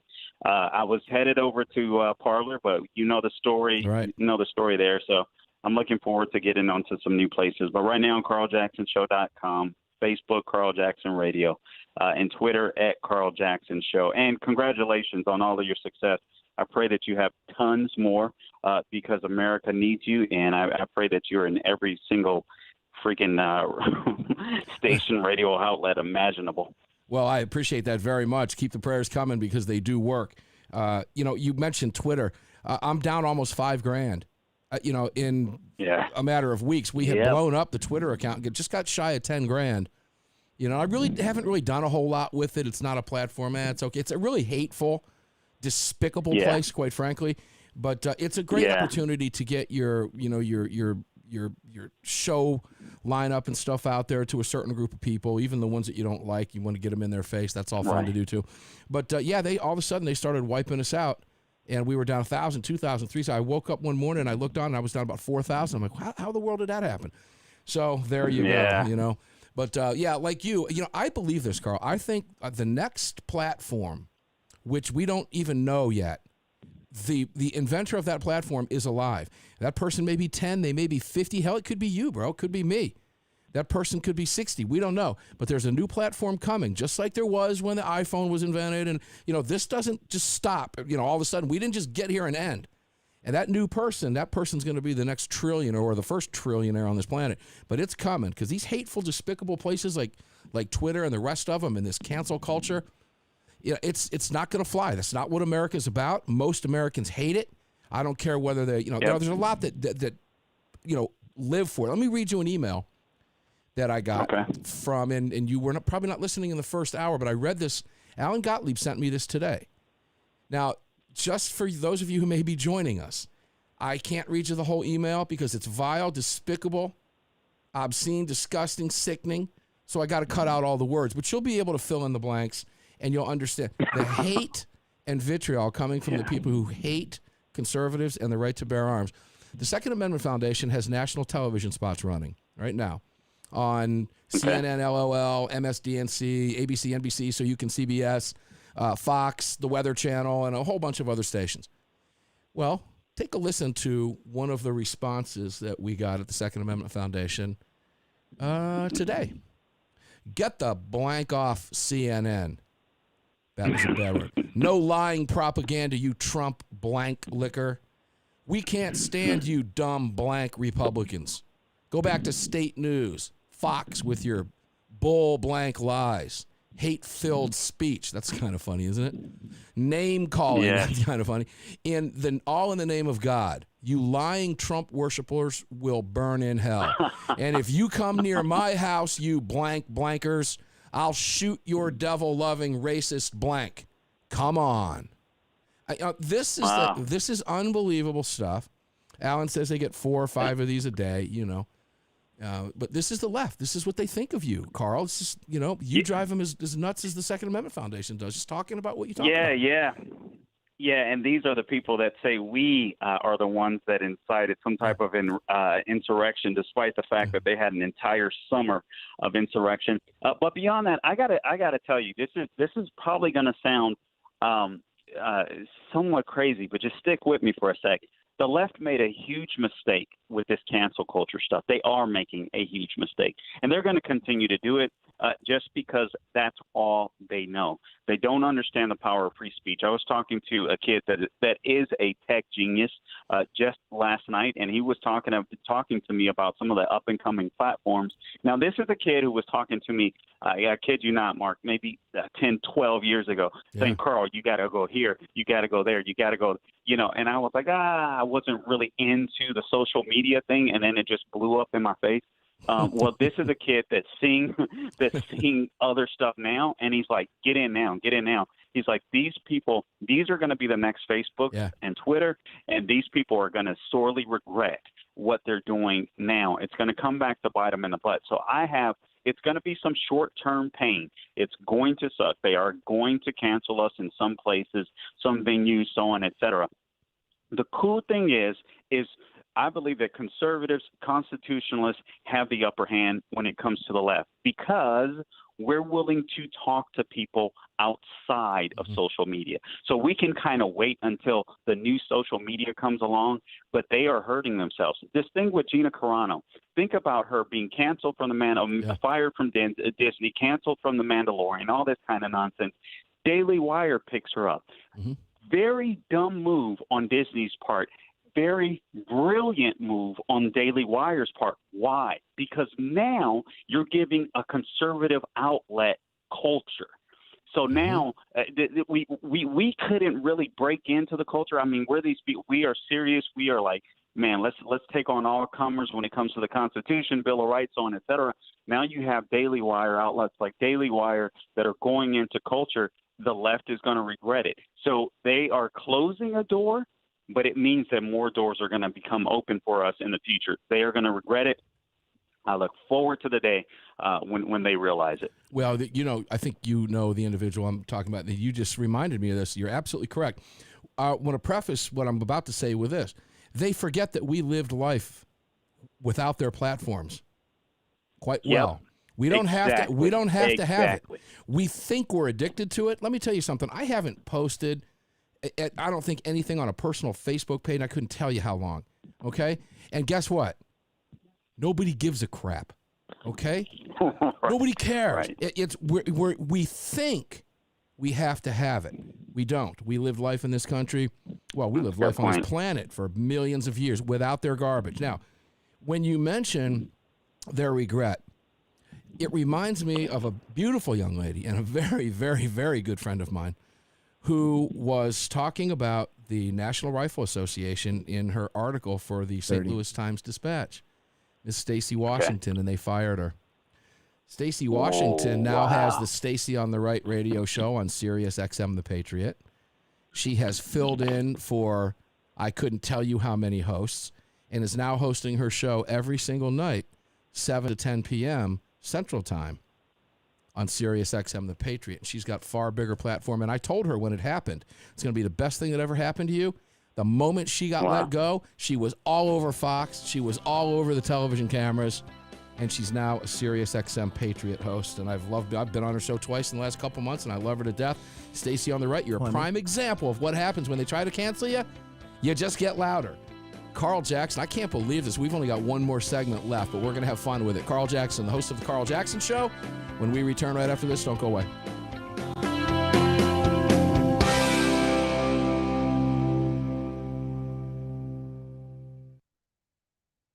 And that's one of the longest segments. And that flew by.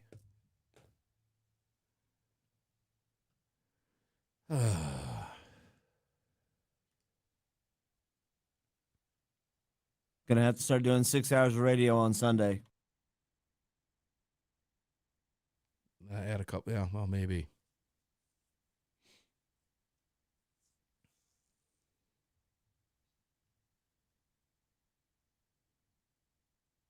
You know, I almost did a 2-hour Saturday Sirius XM show. Did you know that? No, I didn't. Hold up. Yeah.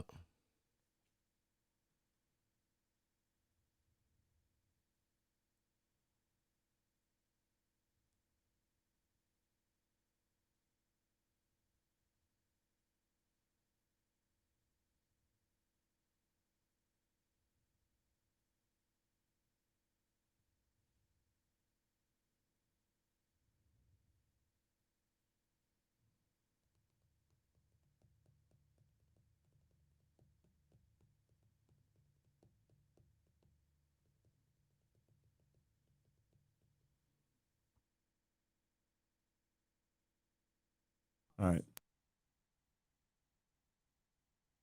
Yeah, it was offered to me. I turned it down. Sirius is a waste of money. It was. I have it. I have it because I like. You know, I do listen to a lot of it, like when I'm out on my boat and stuff like that, and I like listening to some of the baseball games and things of that nature. When you're in the car, I could probably do without it, but I've had it for so long. I don't mind. I'll be honest with you. I don't listen to talk radio because I do talk radio, so I don't listen to it at all, ever. Only when there's something major happens. Understandable. I don't need somebody saying, oh, he just picked that up from somebody else. No, I don't listen to it. In fact, I found out that last week, Rush had been off air since the 2nd. Did he make it back on air last week at all? Do you know? I'm unaware. I don't know. Ooh, that doesn't look good.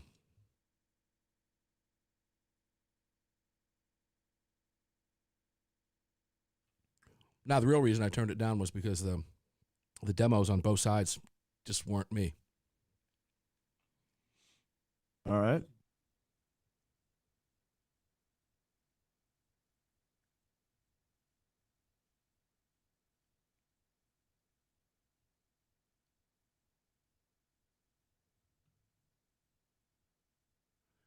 Joe wants to know boating while armed. Oh, I carry my Glock 17 or 19 on my boat, Joe. And I'm carrying on Corps of Engineer lake property. I have permission from the Corps to carry.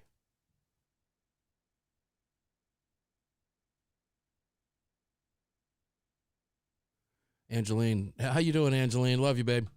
Angeline says Rush has not been back. Ugh, that's not good. Yikes. What are we looking at? We're close.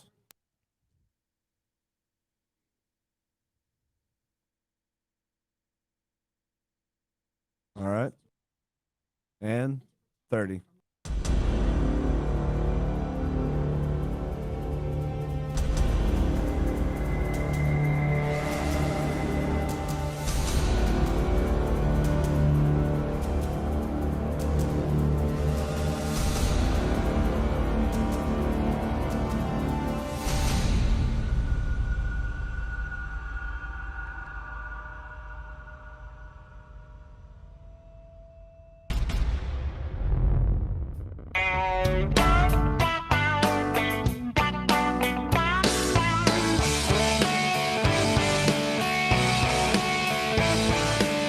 Hey, this final segment of Armed American Radio is being sponsored by Crossbreed Holsters. Make sure to visit crossbreedholsters.com. Now let's get back to me. Let's get back to me indeed. Welcome back inside Armed American Radio's Monstercast Car Firearm Studios on the Lead Slingers microphone, filling your prescription for freedom today and 6 days a week for years over the nation's airwaves, all of it being presented to you by X Insurance. Before I just give you a quick rundown on our partners real fast, I was reminded by Carl Jackson, our guest here, in the previous couple segments when he was talking about Democrat-controlled cities and the crime and the murders, et cetera. We've been talking about it for years. Obviously, we've given you, I hate to do it, but it requires us to do it, and that's body counts out of Chicago week after week after week. AAR Hawkins and I do it. But if you show me an American city in decay, I'll show you an American city run by a Democrat for decades at every level. It's a true statement. Carl just agreed with that. Lead Slingers Whiskey, leadslingerswhiskey.com. Make sure to support them. Second Amendment Foundation. Really? You hear Alan here every week. No brainer. Defender Coffee, defendercoffee.com. Drink coffee and donate your profits to the Second Amendment Foundation. It's a face plant. I mean, it's great coffee, and support the Second Amendment at the same time. Defendercoffee.com. Use the promo code AAR. It's pretty simple. My Pillow.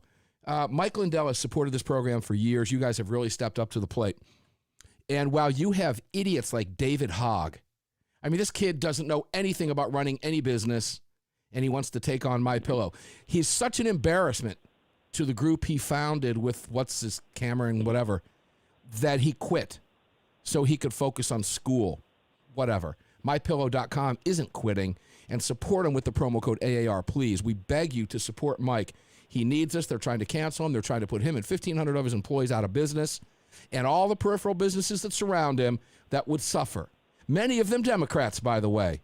My God. Support MyPillow.com. Use the promo code AAR. Gunbroker.com, really, Gunbroker.com. If you can't find it on your store shelves, Gunbroker has it. Car Arms, North American Arms.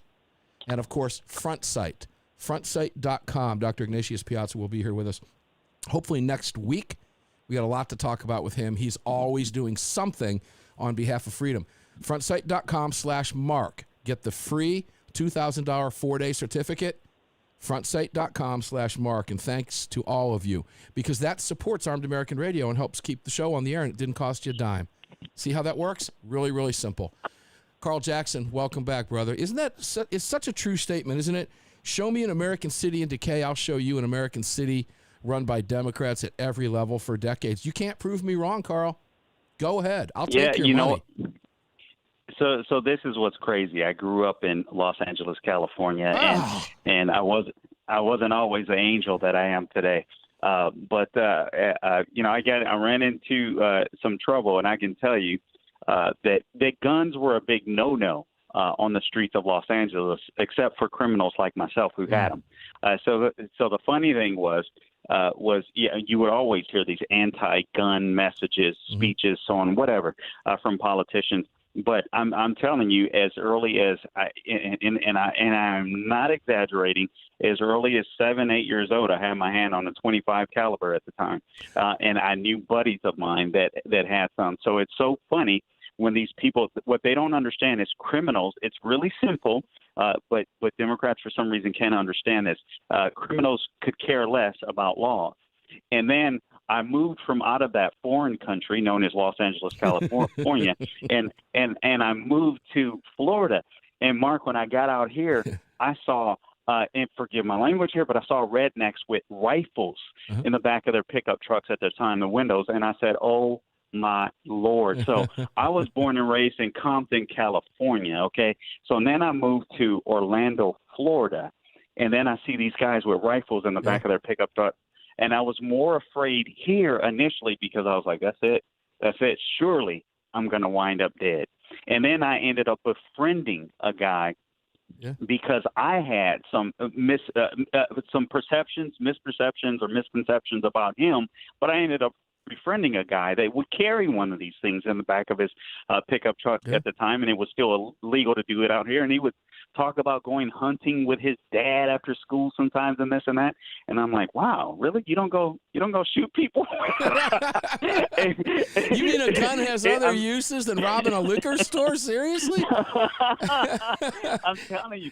It's crazy, but it was eye-opening to me, And then the more I started reading on Black history, true Black history, Reconstruction era, start listening to more talk radio, Christian radio, and conservative radio, God began to open my eyes. And then it was like, wow, okay. I started reading about Reconstruction and all of the the Black senators that were a couple, and over 20 Black congressmen that I was never taught about, in the schools of Los Angeles. And then I started thinking, okay, what else are they lying to me about? And then it really started clinking. Okay, the Bill of Rights.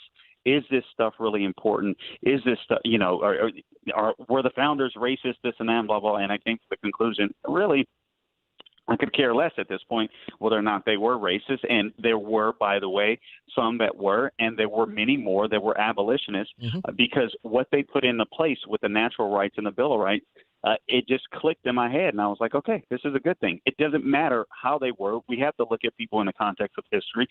It doesn't matter how they were, what they put into place with our Constitution, with our Bill of Rights.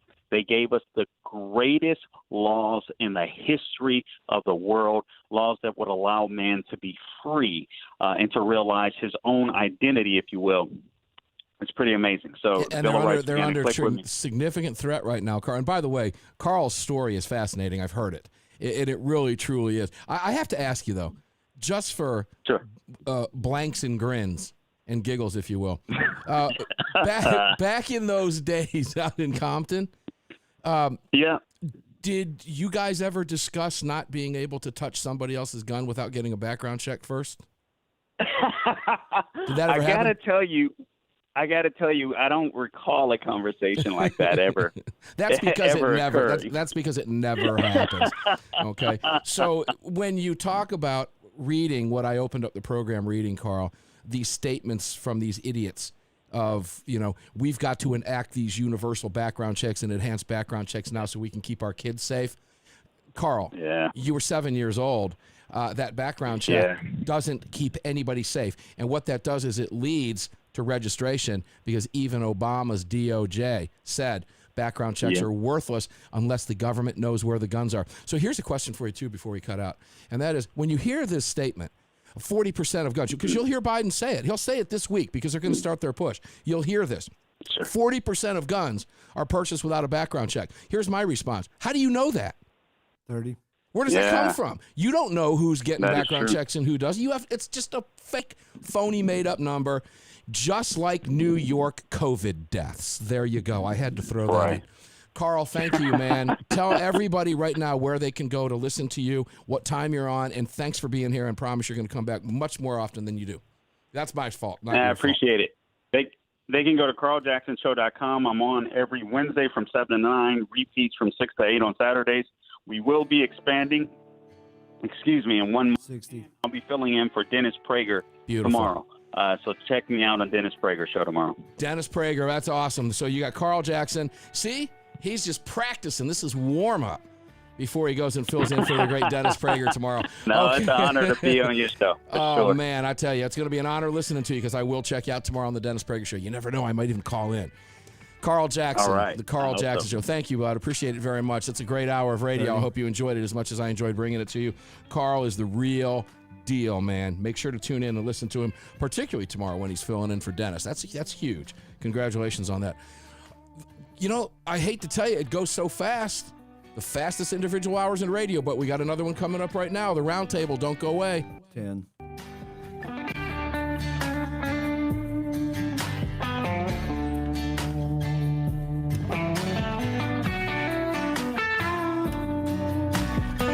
You've just filled your prescription for freedom with Mark Walters, presented by X Insurance. X Insurance on the Armed American Radio Network.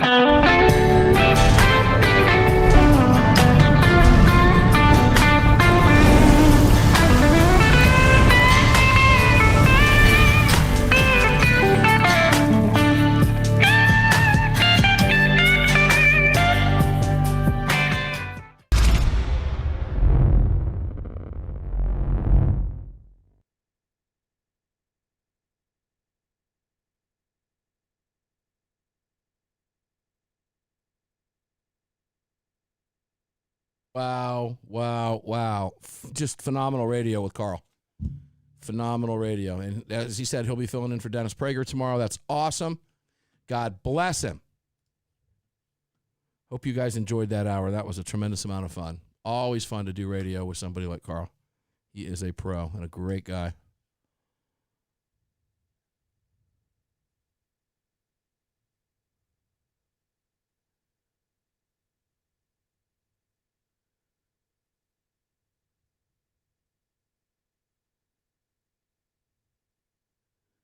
Martin, that sounded like I just saved a close one. You mean by getting out in time? Yeah, probably.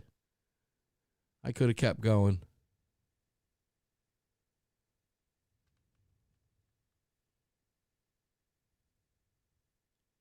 Favorite hour of the week coming up. Yeah, it's going to be a good one. The Roundtable's good. We got the full crew here with us today live, so that's always fun. Boy, guys, I hope you enjoyed Carl. He's just so much fun to have.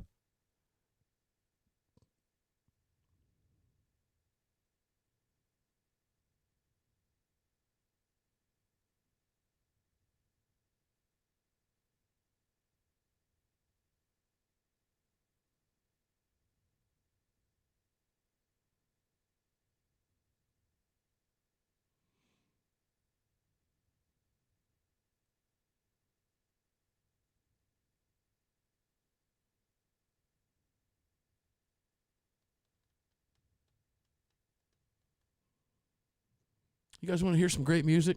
How about we do that here? Let's do that.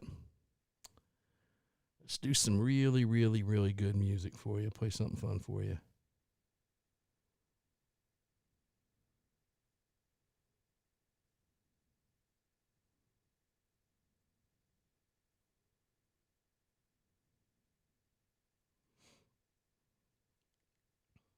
Here we go.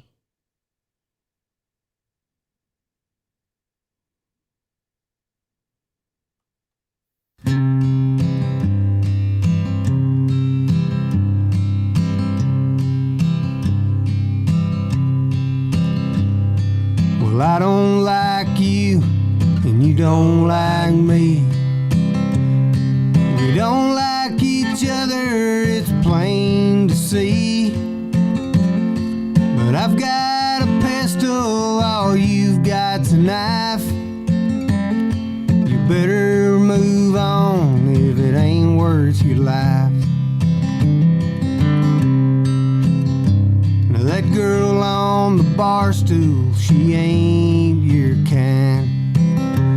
She was married to my cousin, but tonight she's mine. Go hit on those girls in your big city town. You better be going, I ain't messing around. What are you doing down here? We don't like you kind, boy, do I make myself clear? Better take your earring back where you belong. We don't like you kind, so you better move on. No, we just don't mingle with you folks from the town. You laugh at us rednecks and you put us all down. You said you're from college, but you don't seem too bright, 'cause you just brung a switchblade to a pistol fight. What are you doing down here? We don't like you kind, boy, do I make myself clear?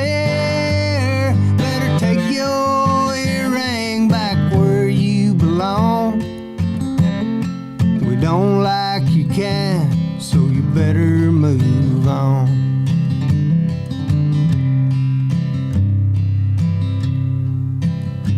Now old Joe says to take it to the parking lot. He's been a little nervous since the jukebox was shot. I won't pull out my pistol if you put up your knife. And I'll keep my woman and you keep your life. Now what are you doing down here? We don't like you kind, boy, do I make myself clear? Better take your earring back where you belong. We don't like you kind, so you better move on. We don't like each other, so let's both move on.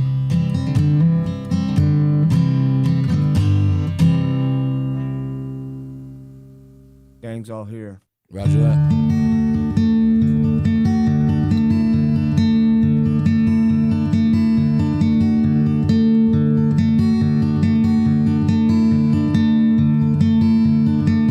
Well, I'm a country boy, I'm out of place, turned city bum.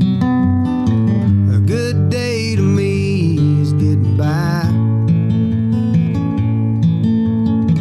I walk a city mile without ever seeing the sun.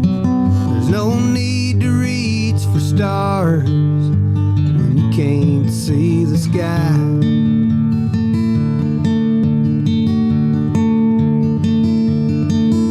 It's a God-forsaken city I'm so-called living in. They're trying to keep from dying, and it seems.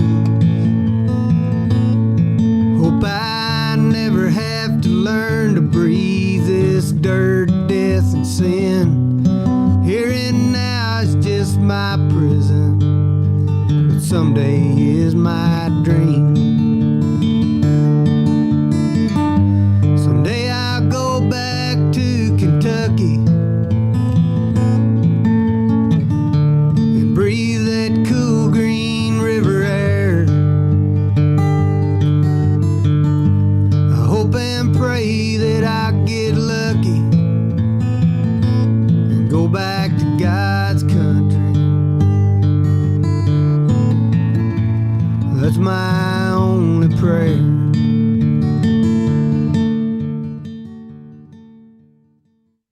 Yeah, we doing 30, time-wise? 30, 30, Nice, very 30. nice. What timing is it? It's just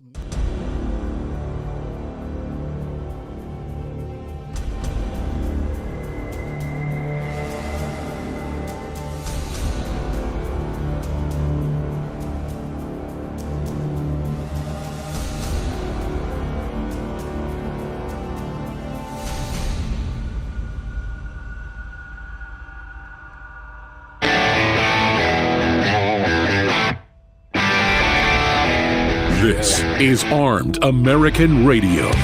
If they want to take my guns, they're going to have to bring a station wagon and a whole lot of friends because I'm not giving them anything. From the Car Firearms Studio. Mark, we know they want to take our guns, and now we're going to make them eat it. It's 2021. We're in a new decade. Freedom might be an uphill battle sometimes, but freedom will always prevail. Proudly presented to you by X Insurance. X Insurance. On the Lead Slingers microphone. Here is your host of Armed American Radio, the loudest conservative voice in America fighting for your rights, Mark Walters. Happy Valentine's Day. This is a Defender coffee cup filled with just a little bit of iced coffee. It's almost Lead Slingers time. This is Armed American Radio's Monstercast in the Car Firearms Studios on the Lead Slingers microphone. Every bit of it presented to you by X Insurance, a far superior product than anything you think you have. If you think you have insurance, you don't. If you don't have X Insurance, you have third-party other stuff not written in your name. It's that simple. Get a real policy just like you have for everything else in your life that matters. Don't cheap out on your freedom. My policy is $100, $250, $500. far bigger than what you think you have. Simply make the comparison, and I pay less. And I've got coverage by an AM Best A-rated company in my own name. You need to do the same thing. That's why we do it. xinsurance.com. Guess what? Poof, just like that, and it's Roundtable time. Who's up first? Neil McCabe shows up in the slider first. Neil McCabe from Parts Unknown. How you doing, brother? Phenomenal and getting better every day, Mark. Good to be with you. Brad Primo, CEO of Lead Slingers Whiskey, popped up next. Brad, how are you? Doing great, Mark. Just pulled some ribeyes off the grill. Had a great dinner, so ready to go. You know, I did some Wagyu beef burgers off the grill today, and it's almost Lead Slingers time. Justin Moon, CEO of Car Arms. What's up, Justin? Oh, doing good, Mark. Thanks for having me. Oh, man. Here we go, guys. Okay. Look, we got big shoes to fill. The previous 2 hours were really, really good. Alan Gottlieb and AAR Hawkins in the first hour. Carl Jackson, host of the Carl Jackson Show in Orlando, who, by the way, is so good. He is sitting in for Dennis Prager tomorrow on the Dennis Prager Show. So, I mean, that's the caliber that we have on this program week after week. Now we've got 2 CEOs and a gold. Neil, jump in here. You're a gold what fellow at the where? I'm a media fellow at the Gold Institute for International Strategies here in Washington, D.C., and I also am the national political correspondent for the Tennessee Star and the other websites at the Star News Network. There you go. I had it backwards. I said you're a gold member. What at the what? I apologize, Neil. Your resume is so long and so good that I have to start there with you. Okay, Alan Gottlieb, guys, in the first hour of this program, made clear, because today is the anniversary, the 3rd anniversary of Parkland. I'm sure I don't need to remind you guys that. And if you look at the headlines, and I searched this with Mr. Gottlieb live on the air, and I typed in Parkland anniversary Biden gun control, guys, and here's what I got. Biden calls on Congress to reform gun laws. On Parkland anniversary, I mean, one right after the other, and I think there were a total, CNBC on the videos, CNN LOL, we call them that, Time, 2 hours ago on the CNN, Biden calls on Congress to enact common sense gun law reforms on 3rd anniversary. So they're reporting this in real time, and where there were 418,000 total results. So we know this is coming. Neil, I'll start with you because you were first on the list.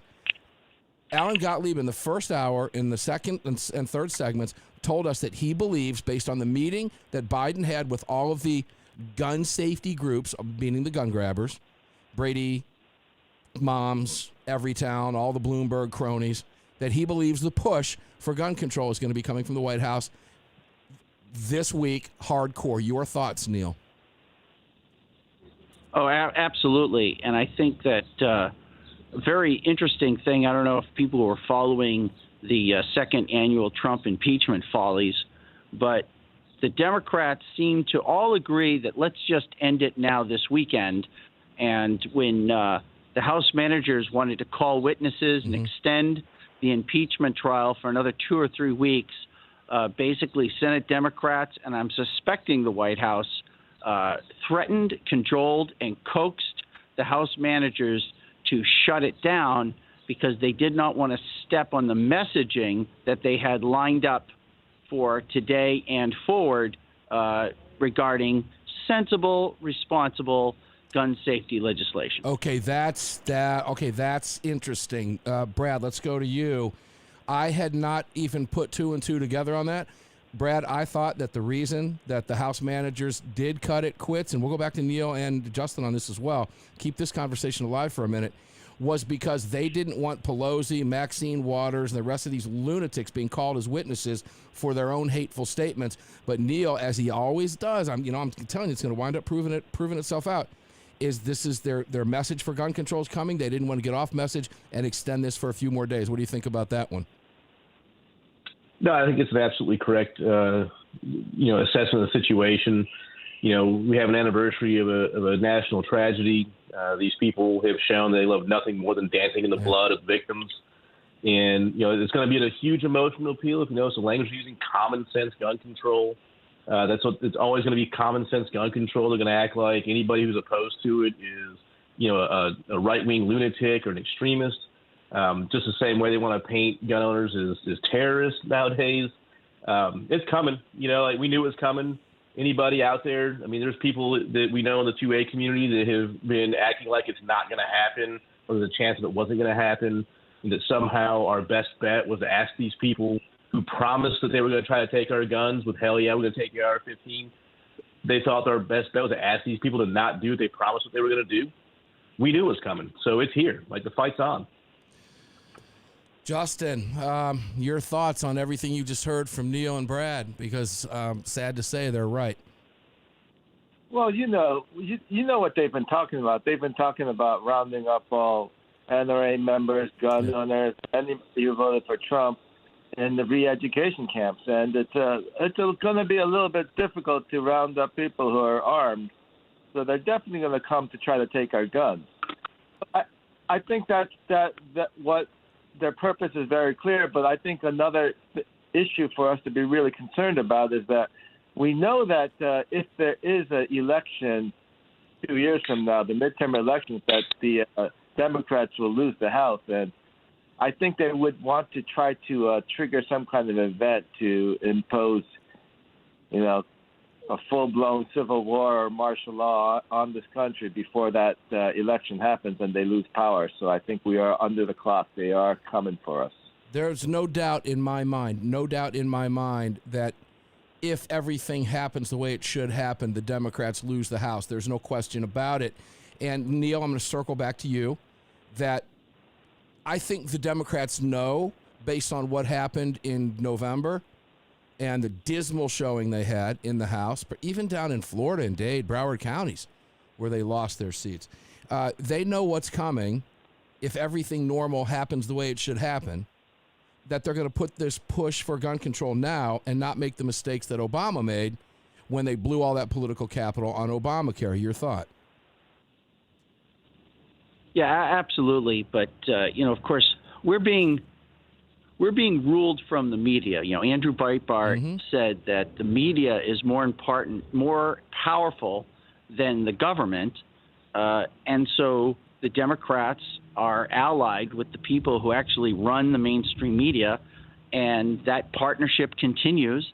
And so, that's where we're at. One thing I want to say about, Parkland and sort of the management of the media. Well, I remember very clearly that, trying to get any work done or try to dealing with the Justice Department at all when I was at One American News was absolutely impossible because Attorney General Jeff Sessions had recused himself from the Russian investigation, and basically Rod Rosenstein had sort of taken over that department, including the communications shop, which was run by never-Trumpers who somehow weaseled their way into running communications for the Justice Department and couldn't get any help, couldn't get any contacts, couldn't get anything. All of a sudden, we got calls. Please, me personally, emails, calls. Please come to a briefing at the Justice Department. Everyone I know was getting calls. Everyone, there's major announcements. So they had a big, huge conference with Robert Mueller, the special prosecutor or special counsel investigating the collusion hoax, Rod Rosenstein and others, to talk about new indictments of these Russians who were supposedly involved in meddling in the election. That was done because the night before, the FBI admitted that they got a tip about the Parkland shooter that they ignored. So it just goes to show you the degree to which they will go to sort of manipulate things. Well, Neil, I got to stop you because of time. But when we go back to Parkland and the mistakes made, and there were cover-ups, both in Broward, Sheriff Israel, and the FBI. Now we know 33 contacts. This should never have happened. Andrew Pollack has been on the show, lost his daughter at Parkland. He'll tell you the same thing because he said it on the program before. We'll be back right after this. The Roundtable continues.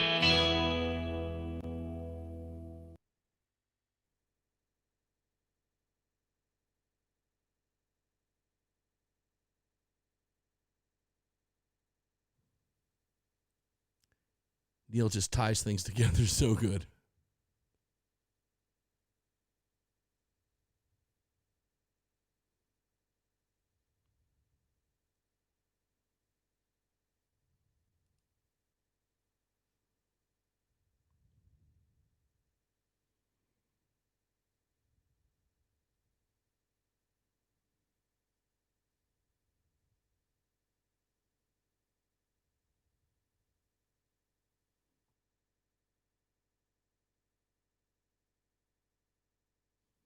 One down already, brother. Longest segment of the show. It's going to be done before we know it. Oh, I know. This one's going to go right. This one's going to go flying right by. Prepare yourselves, viewers.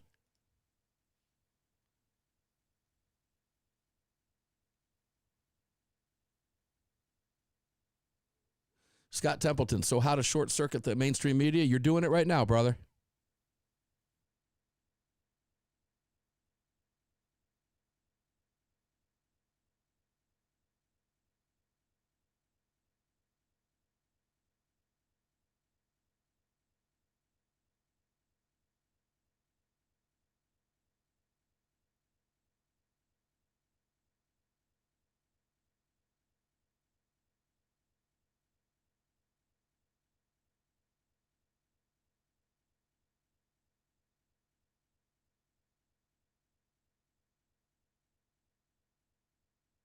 Angeline, God bless you. Haven't watched network news since Cronkite retired. Wow.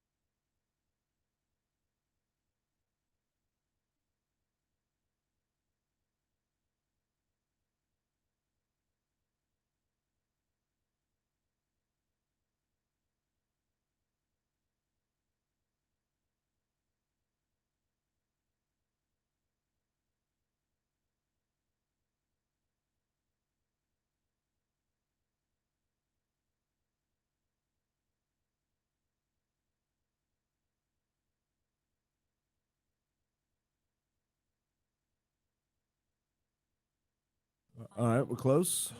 Roger that. And 30.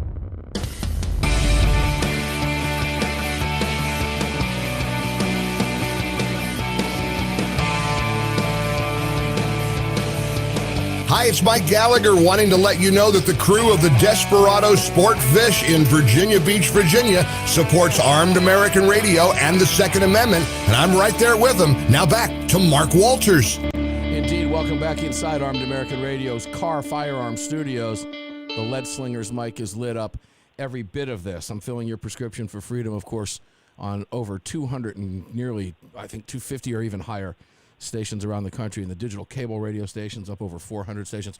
We appreciate you tuning in so much. Thank you for being here. And all of this being presented to you by X Insurance. Before we get back to the group, I want to point something out to you, and we'll talk about this in this hour because we have to. And you'll understand why in just a moment. But the most viewed bills, if you go to congress.gov, and let me say invite you. It's not my site, but I invite you to do the right thing and visit congress.gov and start looking up the bills, in particular maybe the ones your congressman or woman or senator is filing. Are they doing the right thing or the wrong thing? But here's what I want to point out on this page. The most viewed bills, the top 10. Do you know what the number one most viewed bill in the country is on congress.gov? That would be H.R. 127, the Firearm Licensing and Registration Act by that lunatic wacko. You hear me carefully, Houston, because she resides down there with you. And some of you listening have probably pushed the buttons or filled whatever you've done for her are putting this lunatic in office. It's hard to believe she's from Texas. But this bill would turn 120 million citizens overnight into felons if they didn't, let's just say, register their guns, and not just new ones, but everything they own. The amount of money this bill would cost, it's a behemoth. It is a monstrosity. It is a violation of virtually every ruling. It would never pass muster through Heller, never would pass muster through the precedent of the Heller D.C. case, no question about it, but they don't care. And because Dick Durbin, the head of the Senate Judiciary Committee, wants to push this thing through and move it, he may very well move this bill. Now, they don't expect it to move in its entirety the way it's written now, but they'll cherry pick it. We'll ask Neil about how that works in just a few minutes, but it is H.R. 127 is the number one most viewed bill.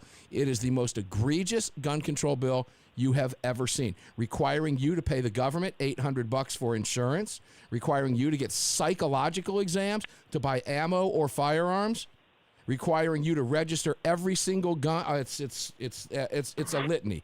Let's go back to the round table.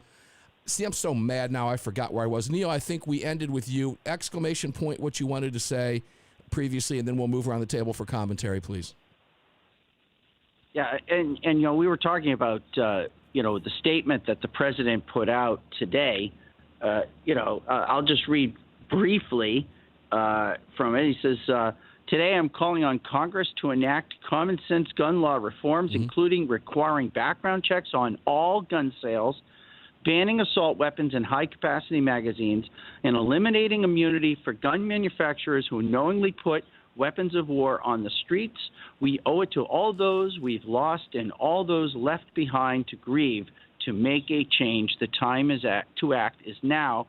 And I'll add a caveat to what you're talking about with that Lee bill is, every 2 years there's this absurd process where John Cornyn, the Republican from Texas, will file a bill that will, and the senator files the bill every 2 years, and he gets 2 dozen co-sponsors.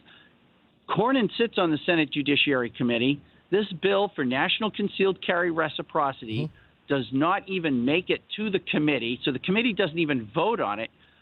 And so this year, or for this session, Cornyn did not even make the fake attempt at national concealed reciprocity. And so, the signal from Republicans, or at least the Republican leadership, is that they are not going to fight for gun rights. And I think there's going to be a rude awakening when they realize people are watching them. And I think we saw clues that people are watching them during this past impeachment, Mark. Well, I hope you're right that that signal is getting through to them. Brad Primo, let's go to you.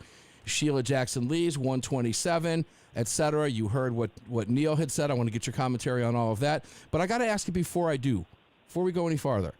You were military. You fought overseas. Were you ever issued a weapon of war, meaning a semi-automatic AR-15? No, I was not given an AR-15. I had an M4, a Colt M4, and a Madus. Neither one of those I've been able to find in a local gun shop. Okay. I was just curious because we hear a lot of talk about getting weapons of war off our streets, and I don't recall an American soldier ever being issued a civilian semi-automatic rifle to fight in combat with. I just wanted to make sure that I wasn't. Your thoughts on what we just heard from Neil and HR 127 being the number one most viewed bill on Congress.gov? Yeah, we do have a good chance to take the House back, the midterms, but I think we got to remember, the way these people operate, which is whatever gun control gets put on us, there's going to be a lot of Republicans that are going to whine and moan and cry about it. And then when they ever get back in control, they're not going to do anything to repeal a bad law. They're just going to keep moving on. So, hopefully in the midterms, in the process, we can also use that time to get rid of the rhinos, get rid of the people who, claim they support the Second Amendment just to fundraise and get our votes, but don't do anything for us. We got to start holding these people's feet to the fire and actually make them earn our vote. And there's plenty of people out there that will do it, but we got to find them, and we got to make sure that that's who we're voting for. And stop putting people in office that are just using us for the votes and then forgetting about us once they get back in office. And the rhinos, that's a key. Justin Moon, CEO of Car Arms. A couple questions for you. I want to ask your take on 127 as well, but he just mentioned the rhinos. I think we have a pretty good indication of the first 7, and those are the ones that voted with the Democrats for Trump impeachment. And then you throw McConnell on there, who literally just he waded back into the swamp. It's like he took his shirt off. I'm sorry for the visual. And walked right back into Washington and said, look, I'm back, when he dissed Trump so badly after he voted against Trump's conviction. What are your thoughts there, Justin? Yeah, I think that if we are able to have an election 2 years from now, that we should definitely vote out the rhinos. But I think the legislation which the Democratic Party is presenting in terms of H.R. 127 indicates that they have no longer any regard for the U.S. populace or the voters, and that they intend to fully enact the communist purge of this country and they fully intend on preventing Trump voters from voting in the next election. So I think we're headed for very difficult times, and we could see the beginnings of what happened during the Civil War or the American 30. We got 30 seconds. It's going to be hard to comment because we've been saying for a long time. Let me just put it this way. I'll close it with this. I have mentioned on this program for years, listeners, that if the Democrats continue to push this country the way they are, and I've been saying this for 10 to 12 years, good, decent, hardworking, tax-paying, law-abiding citizens, you are going to be forced to make decisions that you never thought you'd have to make ever before. And I'd get asked all the time, what are you alluding to? What are you trying to say? And my response was, I don't know. I'll tell you when we get there. 20. A lot of people think we're already there. You feel it in your gut. Something just doesn't feel right. Just doesn't feel right. And we're getting ready to see the shenanigans here 10. Over the next 2 years. How much political capital are they willing to spend on it? Back right 5. after this.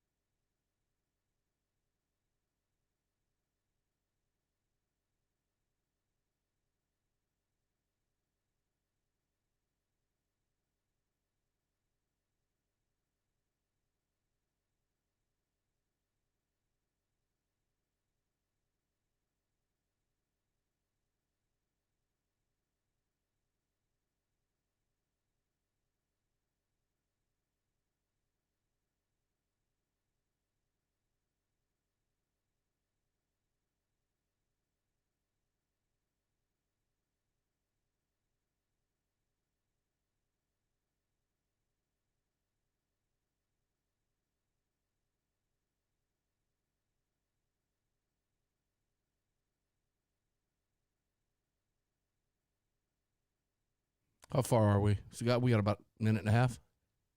We got 30 seconds to 30. Okay.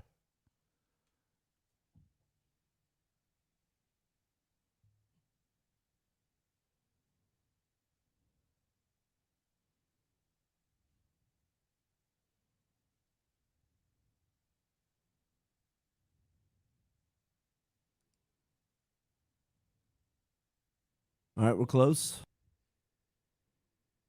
And 30.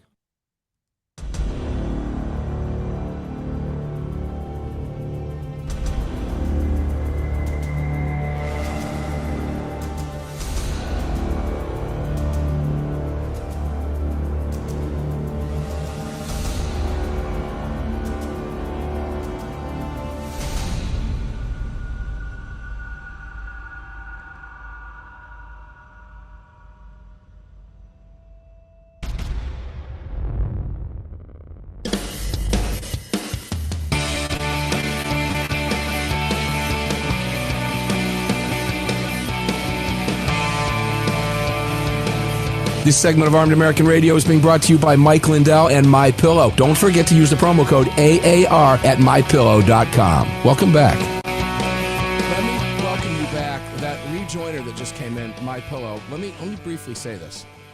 And I'm going to read you hate mail again. I've read it once each hour, and I can't wait for this group to hear this email that I'm going to read that came into the Second Amendment Foundation today. Alan Gottlieb sent this email to, when it came in, he sent it to me, our good friend Tom Gresham over at Gun Talk, and he sent it to Cam Edwards, and the three of us. And the commentary on the email was great in the response. I can't tell you what it said, and I wouldn't anyway. But I can't wait to hear this group hear this email in just a second. But MyPillow, when we talk about cancel culture and hatred, and just the possession, the evil that is out there.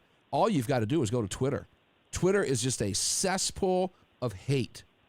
And it's becoming quickly just a liberal echo chamber of flushed material. It's so vile and it's so bad. I can't wait to get off of it. That new platform will be there. It won't be long. I promise you it's coming. Somebody's going to find, believe me, the whole world didn't get to right here and all technology just stop. Okay? These people are going to look back and just rue the day that they did what they did. Carl Jackson and I talked about it in the previous hour. You can go back and listen to that on the podcast. I'll have it up in about an hour and 15 minutes from now. But the hate and what they're throwing at Mike Lindell is so sickening in America. And that idiot David Hogg, the 21-year-old, this guy thinks he can run a business. He doesn't know anything about running a business, but he wants to take on MyPillow. Good. You know what Mike Lindell's response was? Bring it on. I love the competition. Bring it on. They hate the man. So here's how you get them back. Just use the AAR promo code and buy some. I bought my 7th pet bed on Friday, okay? I don't even know what I'm going to do with it. But it's just to support the man. And if you can do it, please do. And let them know that gun owners, because I talk to MyPillow personnel at least twice a week, and they're thrilled by what we're doing with them. But they help keep the show on the air. And the support that they're getting right now, they need badly because of this hatred. All right, guys. Justin, I'm going to start with you. You ready to hear an email that came into Alan Gottlieb at the Second Amendment Foundation today? I'm ready. You're going to love this one, brother, because you know Alan really well. So you can imagine when he saw it and sent it out to me and Tom and Cam what was going through his mind. Brad, you ready? Yeah, let's hear it. Neil, you ready, brother? Where's Neil? Let it roll. There you okay. Now, you know the Second Amendment Foundation is running national television spots, and they're running them on CNN, LOL. They're running them on Fox. They're running them on MSDNC. They're running them all over the place, the Weather Channel. Everywhere you can imagine, these Second Amendment Foundation spots are being seen. And apparently, this person was watching CNN and decided they would send this email. Get the off CNN. No lying propaganda, you Trump blank liquor. We can't stand you dumb blank Republicans. Go back to state news, Fox, with your bull blank lies. Hate-filled speech, as if this isn't, right? Name calling, all in the name of God. You lying Trump worshipers will burn in hell. And if you come near my house, you blankers, I'll shoot your devil-loving racist blanks. Come on. Justin, let me start with you. These people hate us. Yeah, I think the Democratic Party has a monopoly on Satan worshipers, so I wouldn't be too serious. We're not going to hell. No, I knew you were going to go because it's true. And when you hear the talking about our BS lies and our hate-filled speech and our name-calling, which is what this person is doing, this is sheer hatred. Brad, this is what Twitter allows. This is what social media has done to America.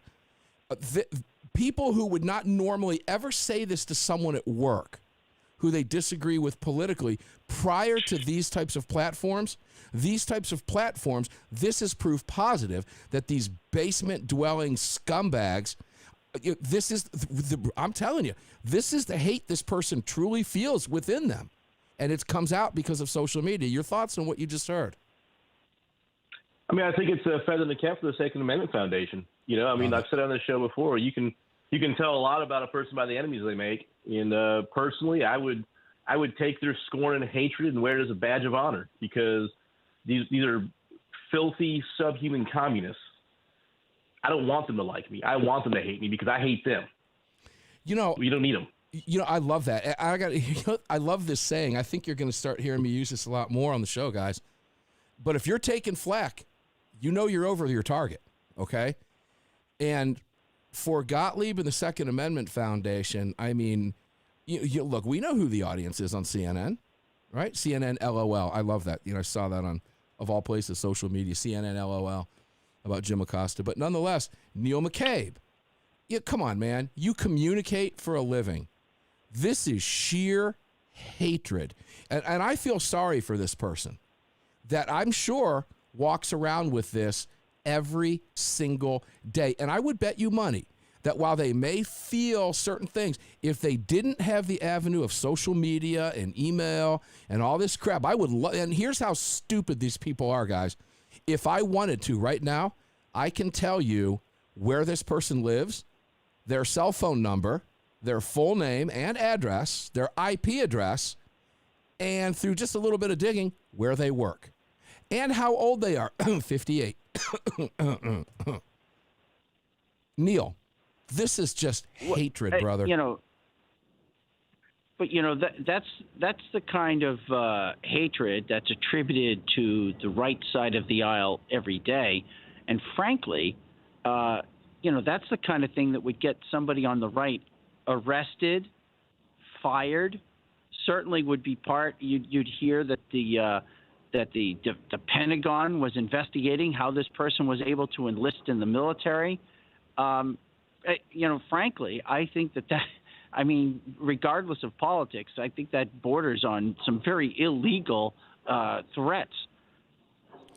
Well, you know, I guess the final, maybe the final statement. I read this more to point out that, Justin, that this hatred is real. That the people who hate our right to bear arms, hate our right to free speech, I think being filled with hate like that, I don't know how you go through your whole day.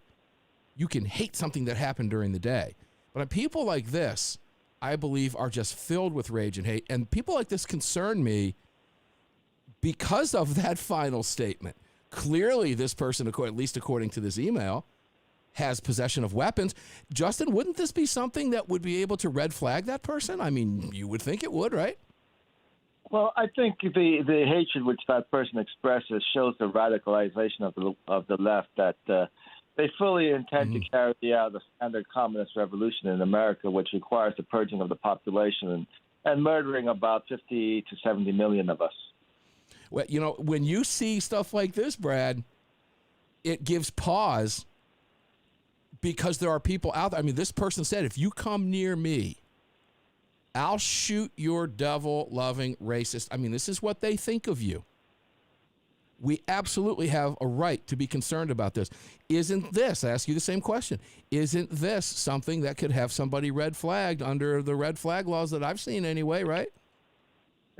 Yeah, probably. And I'll say this. I mean, I've been called a lot worse by higher class, so I'm not too concerned, But at the same time, I mean, like someone who expresses that kind of hatred, if you really look at what this person is saying, they are a fear-filled coward weakling.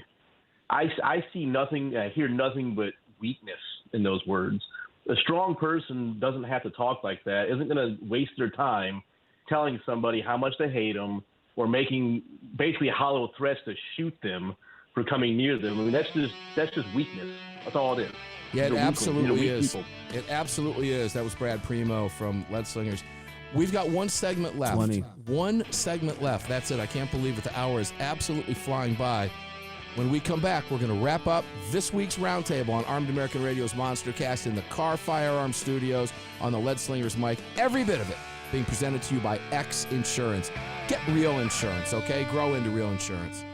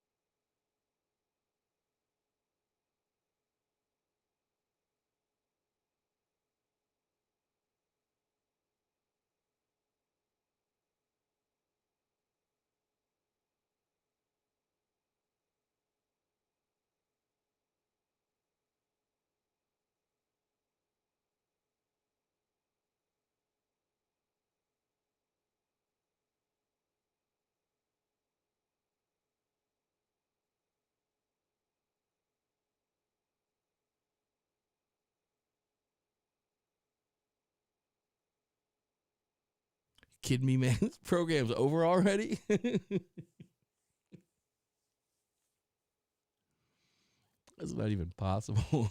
Fastest hours in radio. I didn't hear you say. All of a sudden I'm hearing music. Brad heard it. We got out perfect. And I'm like, you got to be kidding me. I wasn't even watching the clock and the freaking segment was over. Oh, you didn't hear my 30? No, I was paying attention to what Brad was saying. I didn't hear anything.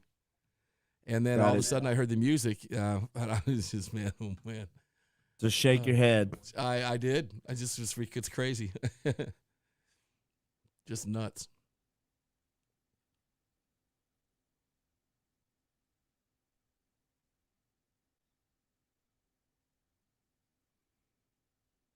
I'm going to go to the NRA in the final segment, see what these guys think. NRA's a great big stinky pile. Oh, it is right now, isn't it? Well, I think it's funny because I have the release that was picked up on a number of outlets. Let's see, where is it? Here it is. From SAF, and it's funny because I just read that email. So I'm going to read this release when we come back. It'll give you an idea of how much stuff is going out there. Yeah, that's cool. I'm voicing that for them tomorrow. That's the one that you're going to hear on all these channels.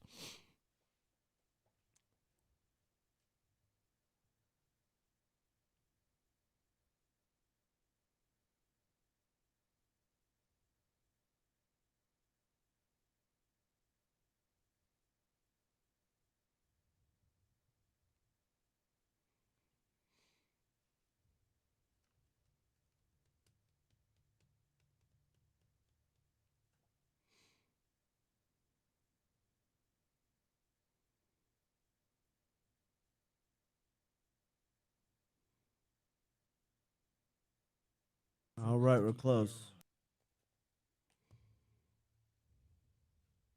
And 30.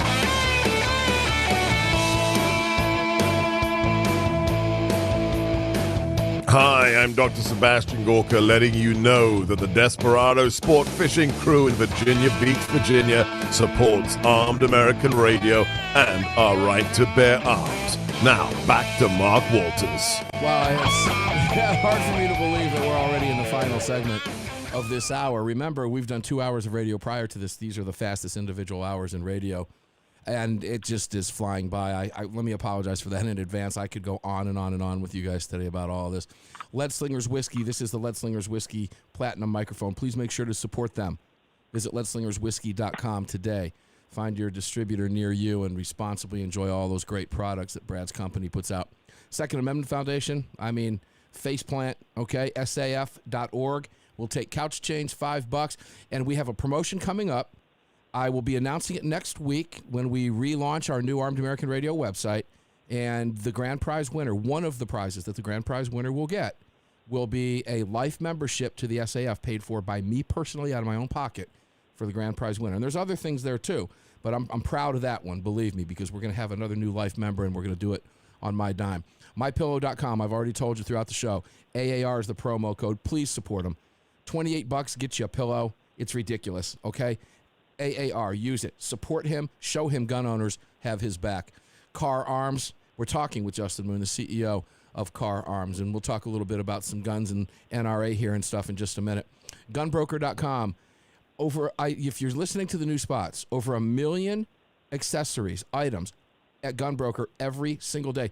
And in large part because of you, 6 million registered users at gunbroker.com can't be wrong, okay?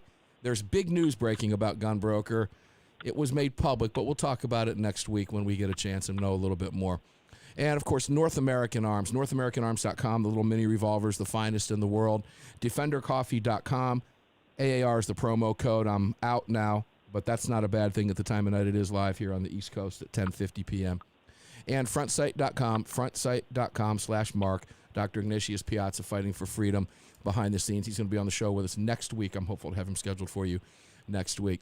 All right, let me go back. We stopped over there with Brad, I believe. Perfect timing on the out. Let me go over to Neil McCabe. Neil, I think you might find this interesting. I found this during the break, but one of Alan Gottlieb's press release was picked up and put out as a column on the gun feed, and it was titled SAF Expands Gun Rights by TV Blitz. Here's where the ads are running, where the lunatic that I just read the email from saw it. SAF Second Amendment first responder messages will continue airing on CNN LOL, MSDNC. Now, I'm making those up. They actually have CNN and MSNBC. Fox News, Fox Business, One American News, Destination American, Heroes Channel, SY Sci-Fi, the Learning Channel, True TV, DirecTV, the Weather Channel, Headline News, Dish TV. They're going to be over on CNBC, the Outdoor Channel, and Sportsman's Channel. And I got to tell you, Alan is right here. This is the only organization providing gun owners with intellectual ammunition to win the argument and doing it on national television. And the fun part is, guys, I'm voicing the next spot that's going to be running on all these channels. I'll be doing that later tonight or tomorrow. So that's kind of fun as well. So we've got vested interest in all this stuff. Neil, before I go to the NRA, I want to get your opinion on all of the states, the state GOPs. We're seeing censure votes taken of senators from their home state, their state GOP rebuking the senators who voted against Trump. And there were 7 GOP senators that voted against him. What's up with that? And does that bode well for us going into 2022? Yeah, I think that Republicans have always lamented that people run for Congress, they run for the Senate, they campaign as conservatives, and then they get to Washington D.C. and here we call it marrying with the natives, and they do things. They basically become part of the swamp that they were sent to drain, and it's always been out there, and people always talk about it, but really what we're seeing, we started with Liz Cheney with the Wyoming Republican Party when they rebuked her. And, now you're seeing it with the senators who voted to convict Trump. You're seeing it with Bill Cassidy in Louisiana. You're seeing it with Richard Burr in North Carolina. And you're going to continue to see this where I believe this is the trend, that state parties are no longer going to just be spectators as their Republican, lawmakers go to Capitol Hill and don't do what they're supposed to do. And I really think it's interesting with Cassidy because he just got reelected in 2020, and he's a relatively conservative guy in his voting record. In fact, he votes with Trump more than John Kennedy does, who's considered a more conservative senator. However, it's like the language of the Louisiana statement, calling it referring to the impeachment as a kangaroo court and bogus charges. That's some pretty hot language that you won't be hearing on the Sunday morning shows. And fortunately, Mark, I wrote about this for the Tennessee Star, and people will be able to read about it if they go to TennesseeStar.com.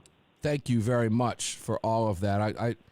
I do read your stuff when it comes to you are, of course, Neil is on my list every day. I get alerts whenever Neil writes, and I wanted to ask you about that because we just had Anthony Bouchard on the program 2 weeks ago, okay, who is going to be primarying Liz Cheney, and it was a very, very interesting. And he's doing very well in the polls. He's ahead of Cheney. Yeah, he's primarying her, and that Wyoming is very upset at what happened with her. Don't concern yourself that Cheney is pro-gun. Bouchard is pro-gun also, okay? I know that was a lot of people were wondering about that. Well, she's been really pro-gun. Nah, the rhinos, I'm going to go back now. Let's go over to Justin. Justin, the rhinos, they're digging their heels in. Mitt Romney, what a joke this guy is. McConnell comes out and disses Trump. Just in a terrible way. It's like he just took his shirt off and rode back into the swamp. It was crazy. But having said all that, guys, with limited time, I got to go to the NRA with you. Tom Gresham wrote over on his page over at Gun Talk, and once you go out and read his article on guntalk.com in the news section about the NRA, Justin, he made it very clear, and Tom's been around a long time, that we could be seeing a future in the very near future without an NRA. What are your thoughts? Yeah, I mean, the NRA hasn't really been present in these debates right now, which are going on in the country, and it's very unfortunate because they were the largest gun rights organization. So, I mean, I don't think we can count on the NRA doing much for us. We really have to support the other organizations like SF Second Amendment Foundation and Gun America. Sadly, Brad, Justin is spot on, as usual. 30. Many NRA members have stopped donating, and many more are not renewing their memberships. That's understandable. We've seen it. That's a quote from Gun Talk, from Tom Gresham over there at Gun Talk. Go read the article. It's a good one, guys, if you haven't done it yet. Brad, we could see the day there's no NRA. I know that's a sad day because, traditionally the NRA has been probably the most effective civil rights organization this country's ever seen. 60. Because of poor leadership, they've dulled their sword, and they're no longer effective. So, I personally have gone all in with Second Amendment Foundation. Yeah, I know you have. I got my certificate for being the Committee of 1,000, and I would encourage anybody else that has some extra change in their pocket, send them money. We're going to need it. This is a fight. We got to have money to win it. Absolutely correct. Get on board. Brad Primo, well said. You get the last word today. Justin Moon, Car Arms. Thank you, brother, for being here, and thank you for everything all the great products at Car Arms. 30. And Brad, of course, Lead Slingers, leadslingerswhiskey.com. Thanks for everything that you contribute to the program every week. And Neil McCabe from Parts Unknown, literally, with your incredible Insider DC, just incredible wisdom and knowledge. Hey, get this. I'm going to do this all again tomorrow because they hate it, and I love it. Until we meet on the radio tomorrow on the Daily Defense, carry on, carry often, carry absolutely everywhere. Never leave your cave without your club. No self-respecting caveman would have ever been caught outside his cave without his club because his cave wife wanted him to come home, and he needed his company. You've just filled your prescription for freedom with Mark Walters, presented by X. Just rambling. On the Armed American Radio Network.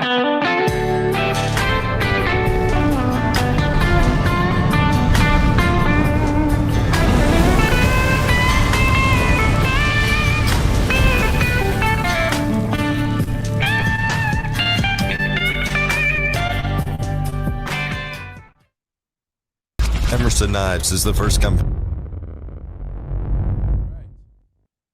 Just rambling. Thought I'd get it all in, man. I thought I had 10 seconds. But you know what? When time is flying... Oh, hold on. When time is flying, when you say 10 and time is moving as fast as it is during these shows, that 10 seconds is like 5. Sometimes So- 10 seconds is 5. Yeah, well, yeah, I know what you mean by that. I won't give you crap for that. It happens. It happens. It does. What Greg is saying is that sometimes he'll tell me it's 10 when it's really 5. Or maybe he has done that before. I don't know. No, not quite that bad. It happens. Anyways, man. Hey. Yep. What? Oh, no, I was just going to say, I'm about to go see if I can find a spot to curl up in a corner around here. Yeah, go do it. I won't keep you. Go ahead and get out of here. And, well, you know, stay close to the restroom. I'll see you tomorrow. Maybe. I'll talk to you tomorrow, man. All right, man. Have a good snow night. Yep. All right, there you go. That's Greg. He's got to find a place to stay tonight at the network. Wow, what a program tonight, huh? What an amazing show. It's good stuff. I hate that it ends. I hate when it ends. I could just keep going and going and going and going and going.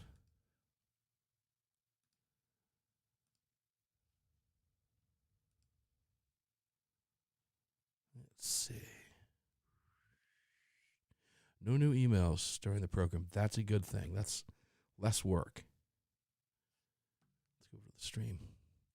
All right, guys. I hope you enjoyed that program. Really, seriously, that was a fun show.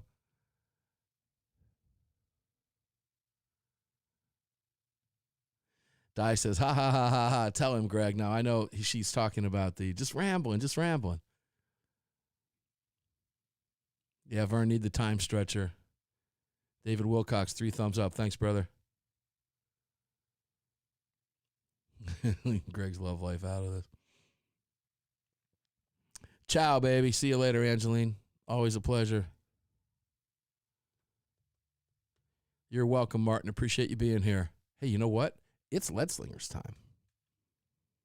Yes, it is.